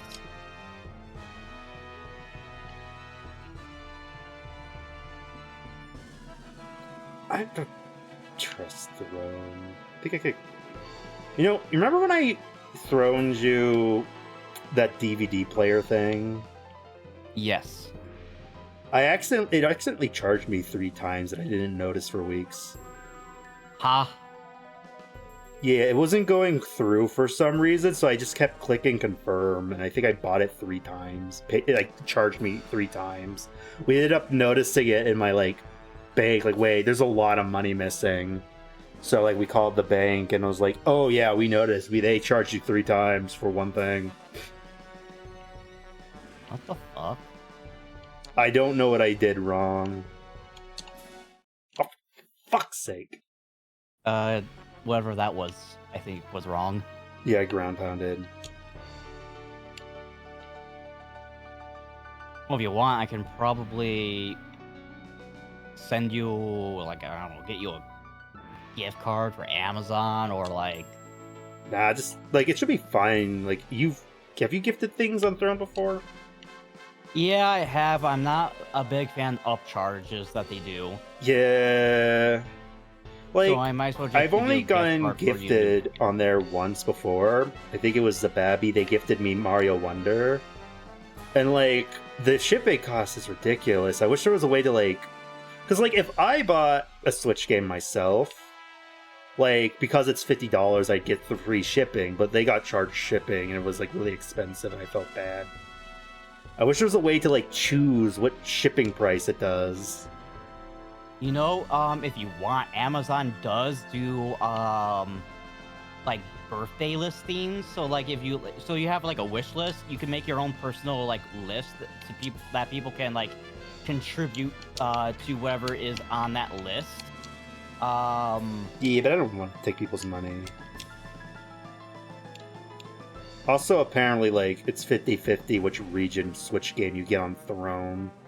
So, if it's a multiplayer game, you can't play the multiplayer if it's the wrong region.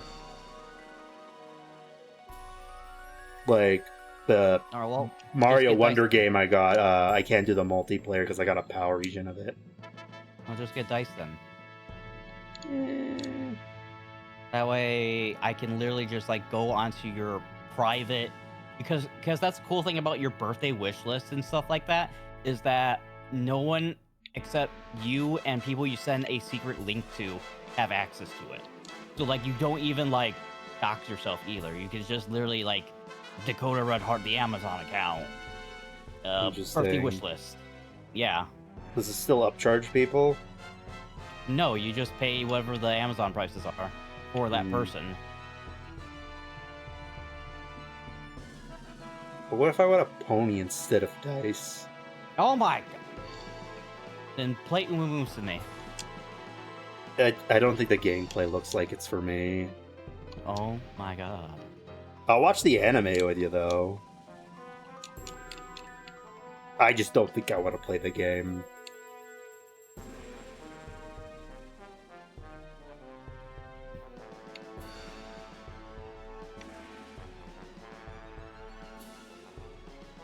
Anyone chat play Umumusame? What is y'all's hot takes or opinions on it?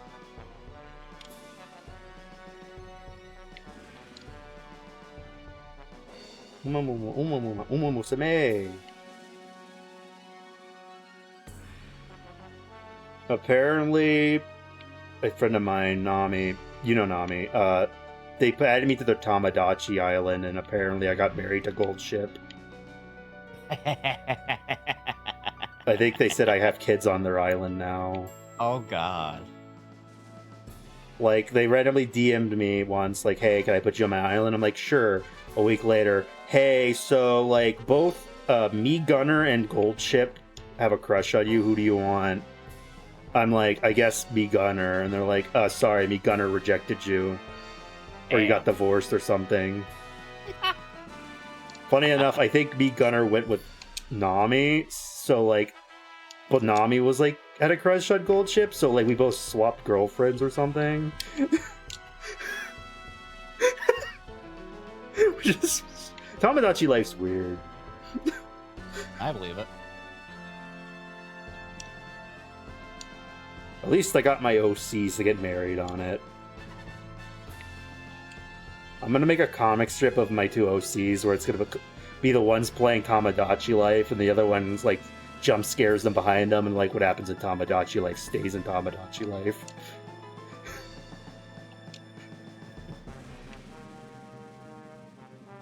I gotta work on my comic again. Oh, I'm gonna die. Jab, you got any suggestions for like a big buff murder lady supervillain name? Helga? That's kind of silly. Their basic idea is they're strong and their fingers are sharp and can like cut people by punching. Like a female Sabretooth. Like from X-Men. I can't think of a name, but I want him to be like a main antagonist, or at least like an accomplice to a main antagonist. I want to do a supervillain power couple. Oh fuck. But I can't think of a name, and I can't use a character if they don't have a name. Oh, No bonus points. Bonus points if you could think of a superhero name and villain name for the same character. The same character? Without getting into detail, I want like in the first. I'm gonna like structure my comic into seasons.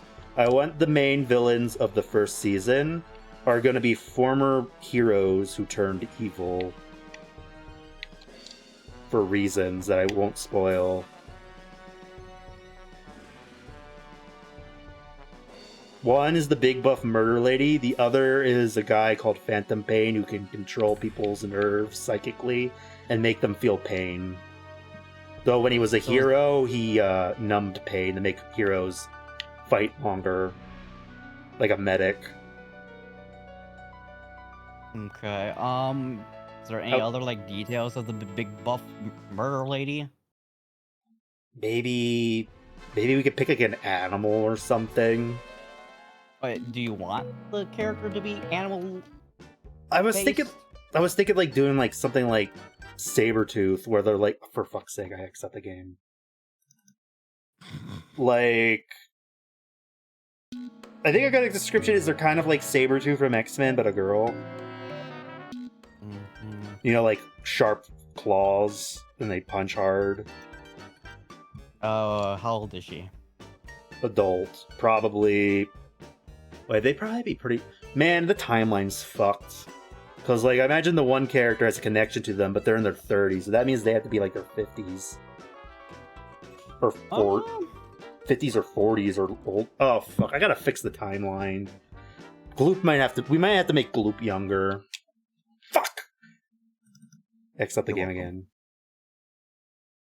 Here, let me screen share for you. Why'd they make it the Y button?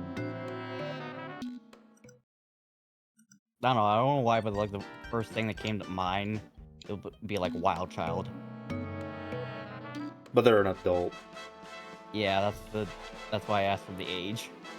I have a superhero name that I could use. I thought, like, what if you call it like a big lady, Goliath?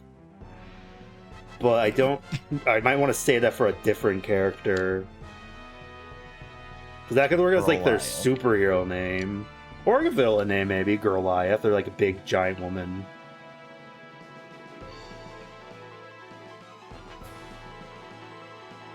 What do you think would be a good... Wait, what? Titania? That's already taken. Damn. Pretty sure that's like Marvel or something. How about Titania? That's the same thing, and I think it's Marvel. My god. What would be a good superhero name for someone who has the power to numb pain? To numb pain? Yes, they can have the psychic power to make you numb to pain.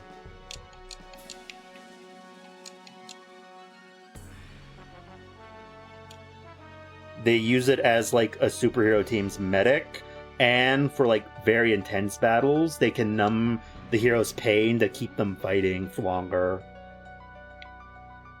Like Didn't a power you say that move. was Phantom Pain? That is, yeah, what should his superhero name be? Oh. I was thinking either Novocaine or Numbskull. But I don't know. Novocaine's a movie. And Numbskull sounds too cartoonish. I don't know, Numbskull kind of actually sounds pretty fitting, but You call him Dr. Numbskull. Because he's like the medic. Yeah.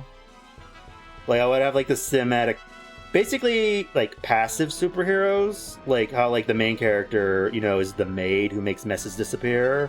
He was like he used to be on the team and fit a similar role where like he was like the medic and helped numb pain. But then when he, for whatever reason I won't spoil, went evil and now causes pain. Novocaine also rhymes with phantom pain, so like that kind of would work. Dr. Ether? What does that mean? Also, I don't know. Ether. I don't know if I want to call him Doctor because we already have a character called Doctor Insomnia.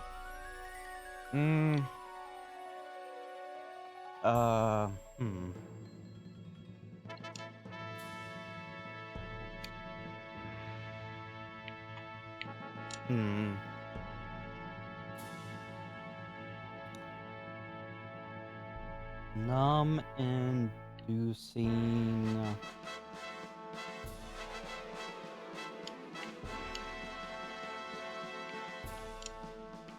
Medicine. Still gotta figure out how to make his powers work where he can't kill anyone, because like his powers I don't imagine actually kill anyone. It just gives the illusion of pain. Like he can make you like feel like you're being stabbed but you're not being stabbed. Oh, how about neurothesia? Like anesthesia, but since he uses his mind, it's like neuro. Oh, maybe. I know someone in chat it suggested what do you call him anesthesia, like a name pun, and I was like, oh shit, do I gotta gender swap him? Ah, good. That would be a good one. Because okay, my inspiration is Slade from Teen Titans, the cartoon. He's gonna be a knockoff of Slade in design, but like, maybe we could make him more original, make him a gender swap version. So his daughter. Maybe, but like with the helmet. We could make it a plot twist that they're a girl. Like the whole time, oh my god, they were a lesbian the whole time. Jesus. Yeah, that's one way to go about it. I mean, that could be interesting.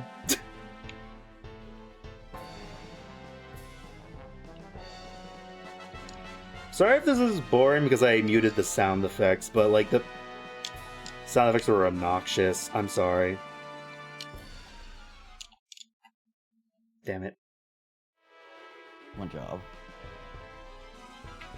Okay, so I have a character called Dr. Insomnia. What should his powers be? Sleep inducing?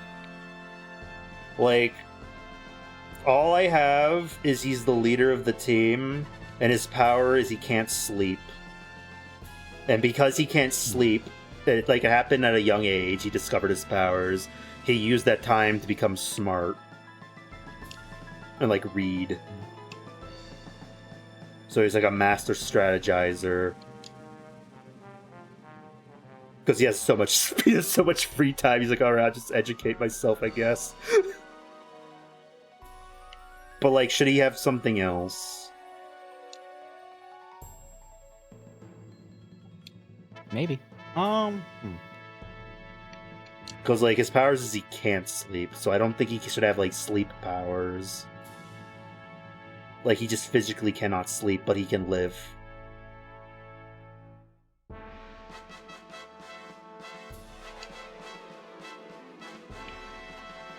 One could argue he's the first woke superhero.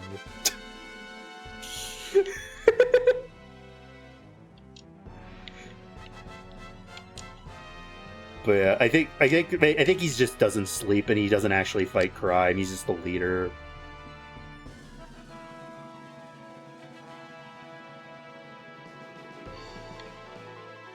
I'm noticing that like a lot of like numbing agents that medical professionals use all have like Kane at the end of the name.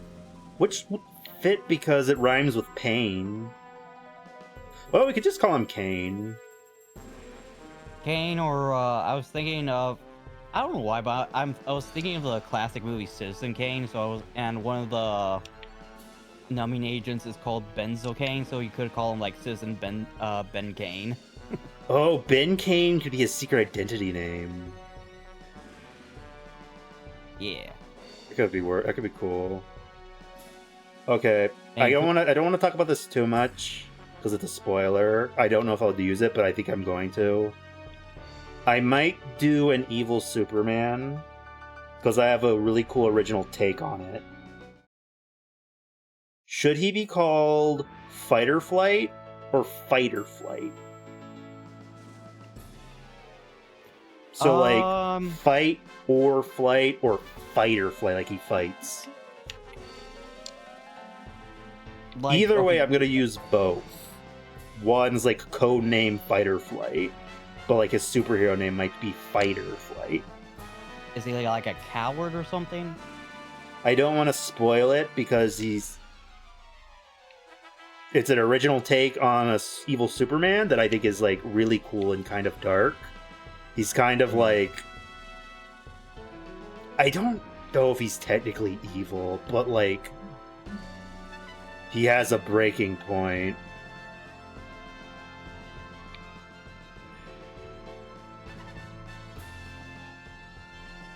Alright, you know what? Fuck it. I'll just spoil it. Fuck it. No. No. Ah, I don't care. Like, so, I care because you. Okay.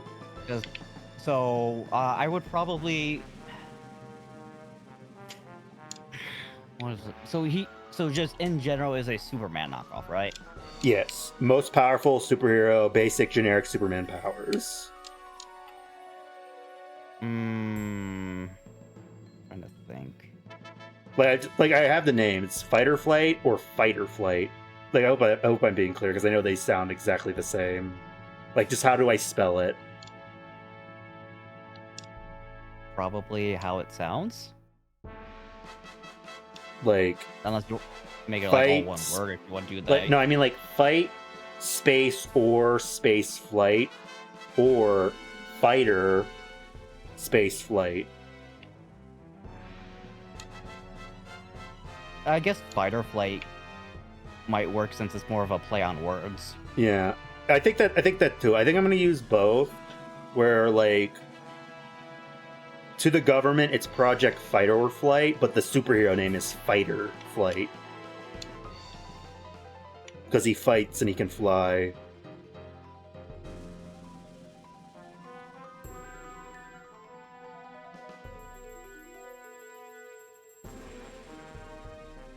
Like, I don't know if he's gonna be that important, but like, I think I will use him for like a finale.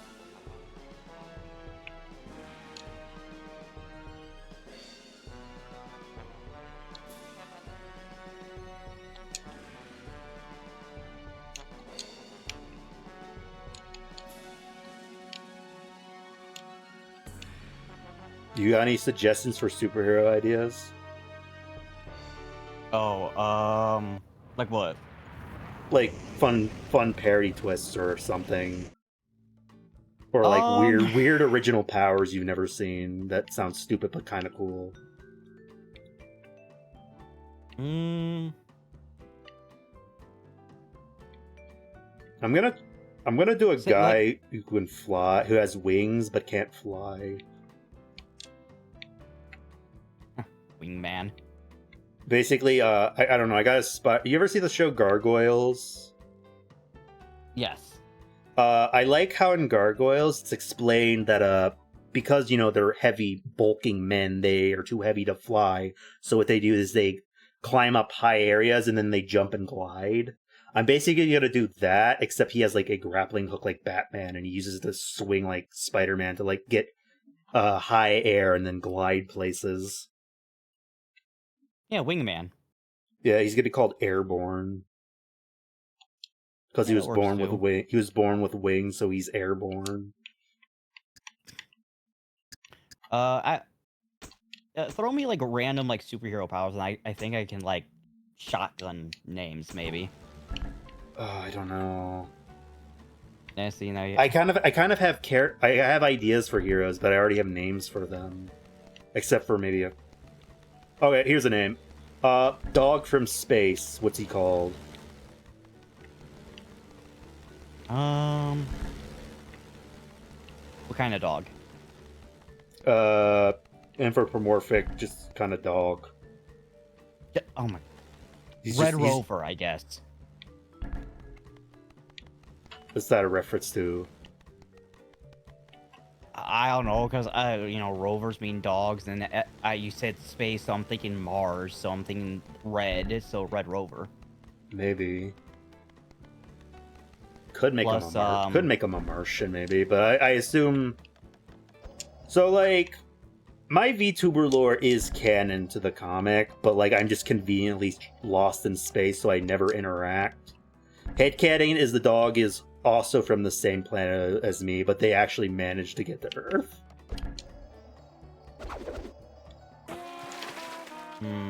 Also a reference to like originally I was gonna go with a dog design, but then I went with deer.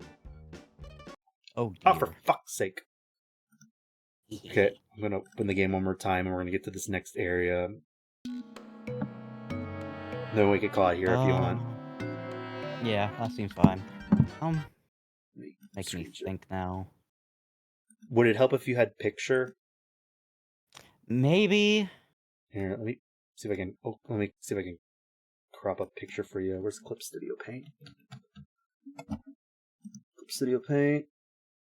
Oh, do you got any suggestions for like a Captain America knockoff? How can I make him original?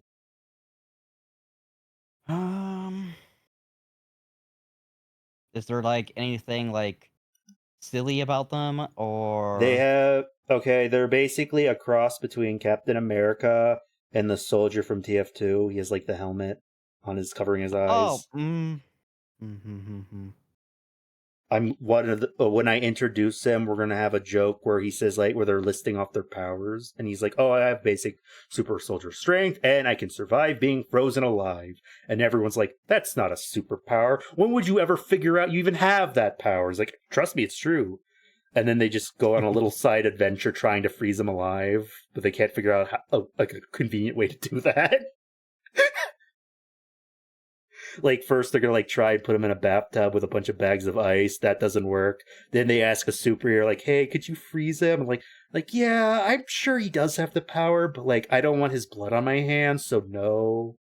And then they go to like a retired supervillain, and they're like, "No, you're just trying to get me in jail again. I'm not going back to prison. Fuck off." But then it turns out he can be survive. I don't know. I just find that funny because it's such a specific power Captain America has that I think is stupid.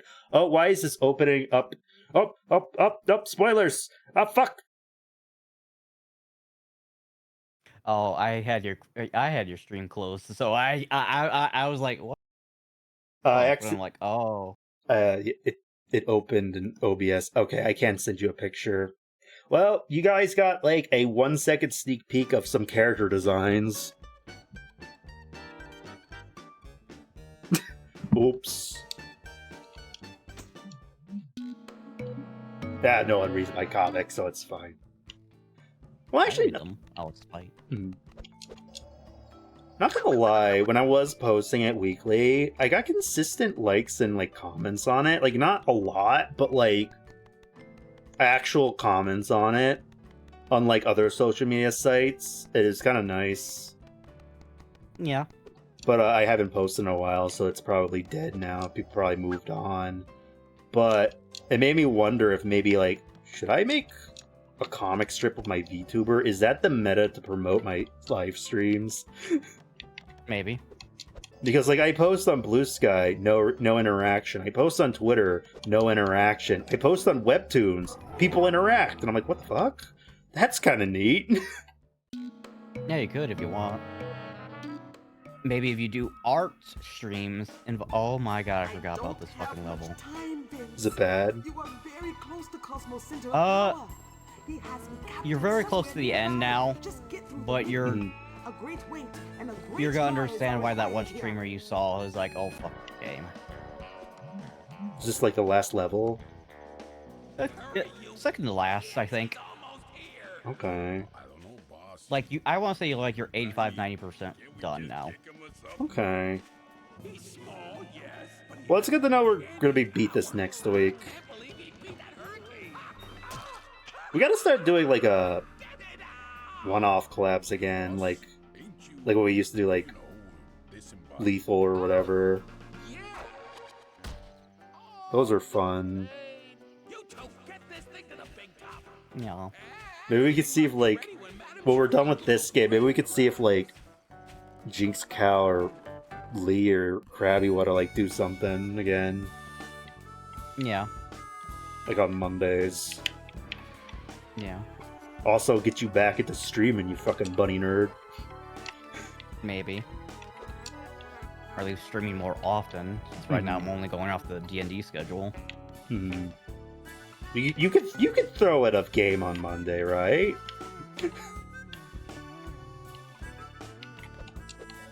Or does Jinx work on Mondays? Yeah, I think so. Yeah, I'm off Mondays and Tuesdays. Hmm.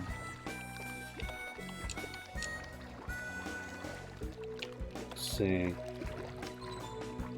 I think okay, I think you gifted it to me, but I think Jinx told you to gift it to me. But like regardless, I have escaped the back rooms and we never played it. Oh, Jinx gifted that.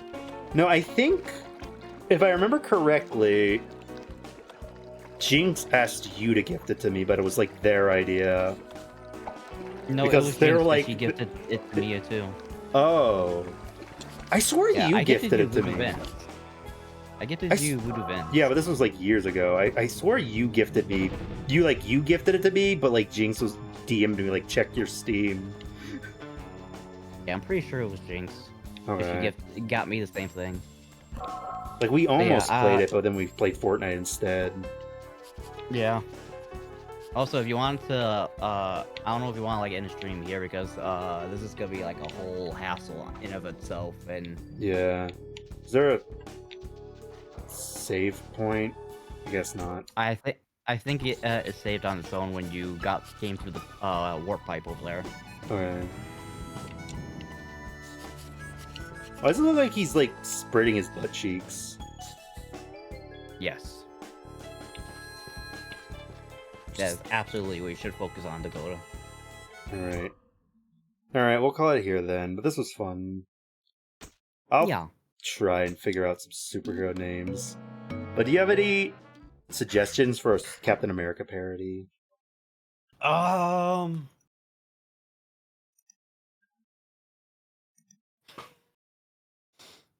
Colonist. Say what? Colonist. No, think so, no.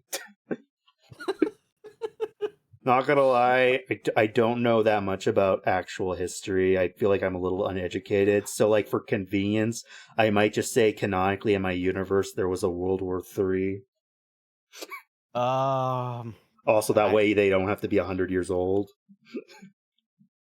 I don't know. Sergeant Blockhead. Oh, I have a name for him. I just, like... How could I, power-wise, make him interesting? Power-wise, and you want him to be a Captain America. Yeah, I feel like a lot of my heroes are, like, not really powered. I got a guy who has wings and can't fly.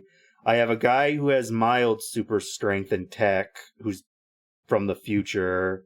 I have a super soldier who's... So, like, the guy from the future and the super soldier basically have, like, the same powers, just mildly strong. So, like, it's three characters with no real powers. So it's like, that's not good. I I don't know, because normally when I think of super soldiers, I Hmm. think of, Captain America, Soldier Boy, people who genuinely don't Hmm. have powers. I mean, there's characters in superhero media that have gone through like Hmm. some sort of like super soldier serum kind of shtick and get Yeah. superpowers that make them like more Superman Hmm. like, but they're like not a super soldier and like in the way Yeah. that you're wanting to do for a Captain America parody. Yeah. I think like maybe at most is like he can like ram through walls, like that one scene in Captain America that he never did in the other movies. Like where he's Jackhammer? what? Jackhammer? No, there's like a scene in the Like, first Captain America movie where Captain America busts through a oh no, I'm brick thinking of wall. names. Oh, I I'm have a thinking name of names. already. His name's gonna be Captain Combat. So like superhero names I have so far is Captain Combat, Captain America clone. We have Action Jackson. He's basically Superman's origin, but instead of being from space, he was sent from a post-apocalyptic future, and he gets visions of his parents warning him about like, oh, you need to prevent this from happening, or it will cause an apocalypse. But every time he prevents it from happening, it becomes like a paradox. So like a new apocalypse pops up. So he constantly gets messages from his parents, and he's just trapped in the past. And he's gonna be called Action Jackson. We got the guy with the wings, who's gonna be called Airborne. I don't know what the dog's name is, but he's not important. He's gonna be introduced in season 2. He's not gonna be introduced anytime soon. I might want to do an ice character. We might call him Snowmoth. Snowmoth. Because I want to ship him with like a character whose like skin is like glowing like the sun, and he's called Light Source or Light Sorcerer. So like the moth is attracted to the light. But like I don't know if I want to call him Light Source or Light Sorcerer, because I already have canonically sorcerers in my universe, so I can't really, and he's not a sorcerer. He just, his skin glows. Like he looks like a ball of light, like in a, like the fairies in Zelda, but like his head is one of them. Like I have names, I don't know powers. But yeah, let me find someone to raid. Alright. Sorry for rambling about comic stuff. No, you're fine. For like, and you don't want your super soldier, to punch hard like Captain America. He punches hard. I'm thinking like I think he can burst through brick walls and that's it. Yeah, like the Kool-Aid Man. Yeah, he can basically just he like maybe headbutts walls or some shit and then can survive being frozen for the joke. Maybe. But yeah, because I'm not really that knowledgeable about history, I think I'm just gonna introduce the concept of a World War III where like a Darth Vader / Doctor Doom knockoff tried to take over the world and Captain Combat stopped them. But like basically I have a villain name Overarch, but like I have no real use for the character, so I'm just gonna make him like, oh, he was a villain who no longer exists anymore, like he either died or is frozen in a government facility somewhere. But like the joke is like his name is Overarch and he thinks he's the overarching threat in the universe like Thanos, but no one really gives a shit about him. Like, I am the overarching terror, I am Overarch. But again, I'm probably not going to use him. He's either dead or frozen. Right.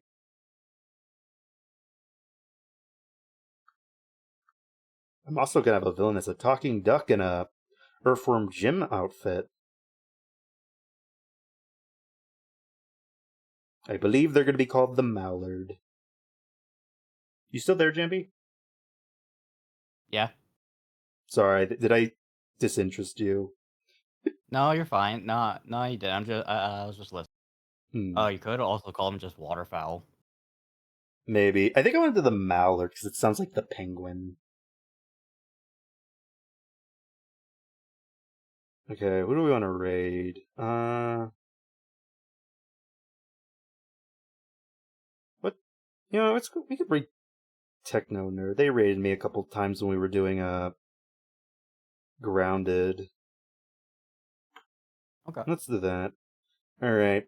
Thank you everyone for stopping by. Stream was a lot of fun. If you're interested with the comic stuff I'm talking about, it's called The Amalgamates on Webtoons. You can like look it up. Go follow vJambi. Let me give you a shout out. Just a shout out. vJambi. I gotta shout out people more. I need to make it easier to shout people out. vJambi. There you go. That's a cute Miku emote. The next stream will be Wednesday. I don't know. I think I've decided on doing a Luigi's Mansion 3 because I couldn't pick anything else. But yeah, and then we're gonna be doing D&D on Jambi's channel on Thursday, and then another Repo collab on Friday. So look forward to that. But yeah, until next time, good night and happy holidays, everyone. Bye. Bye bye.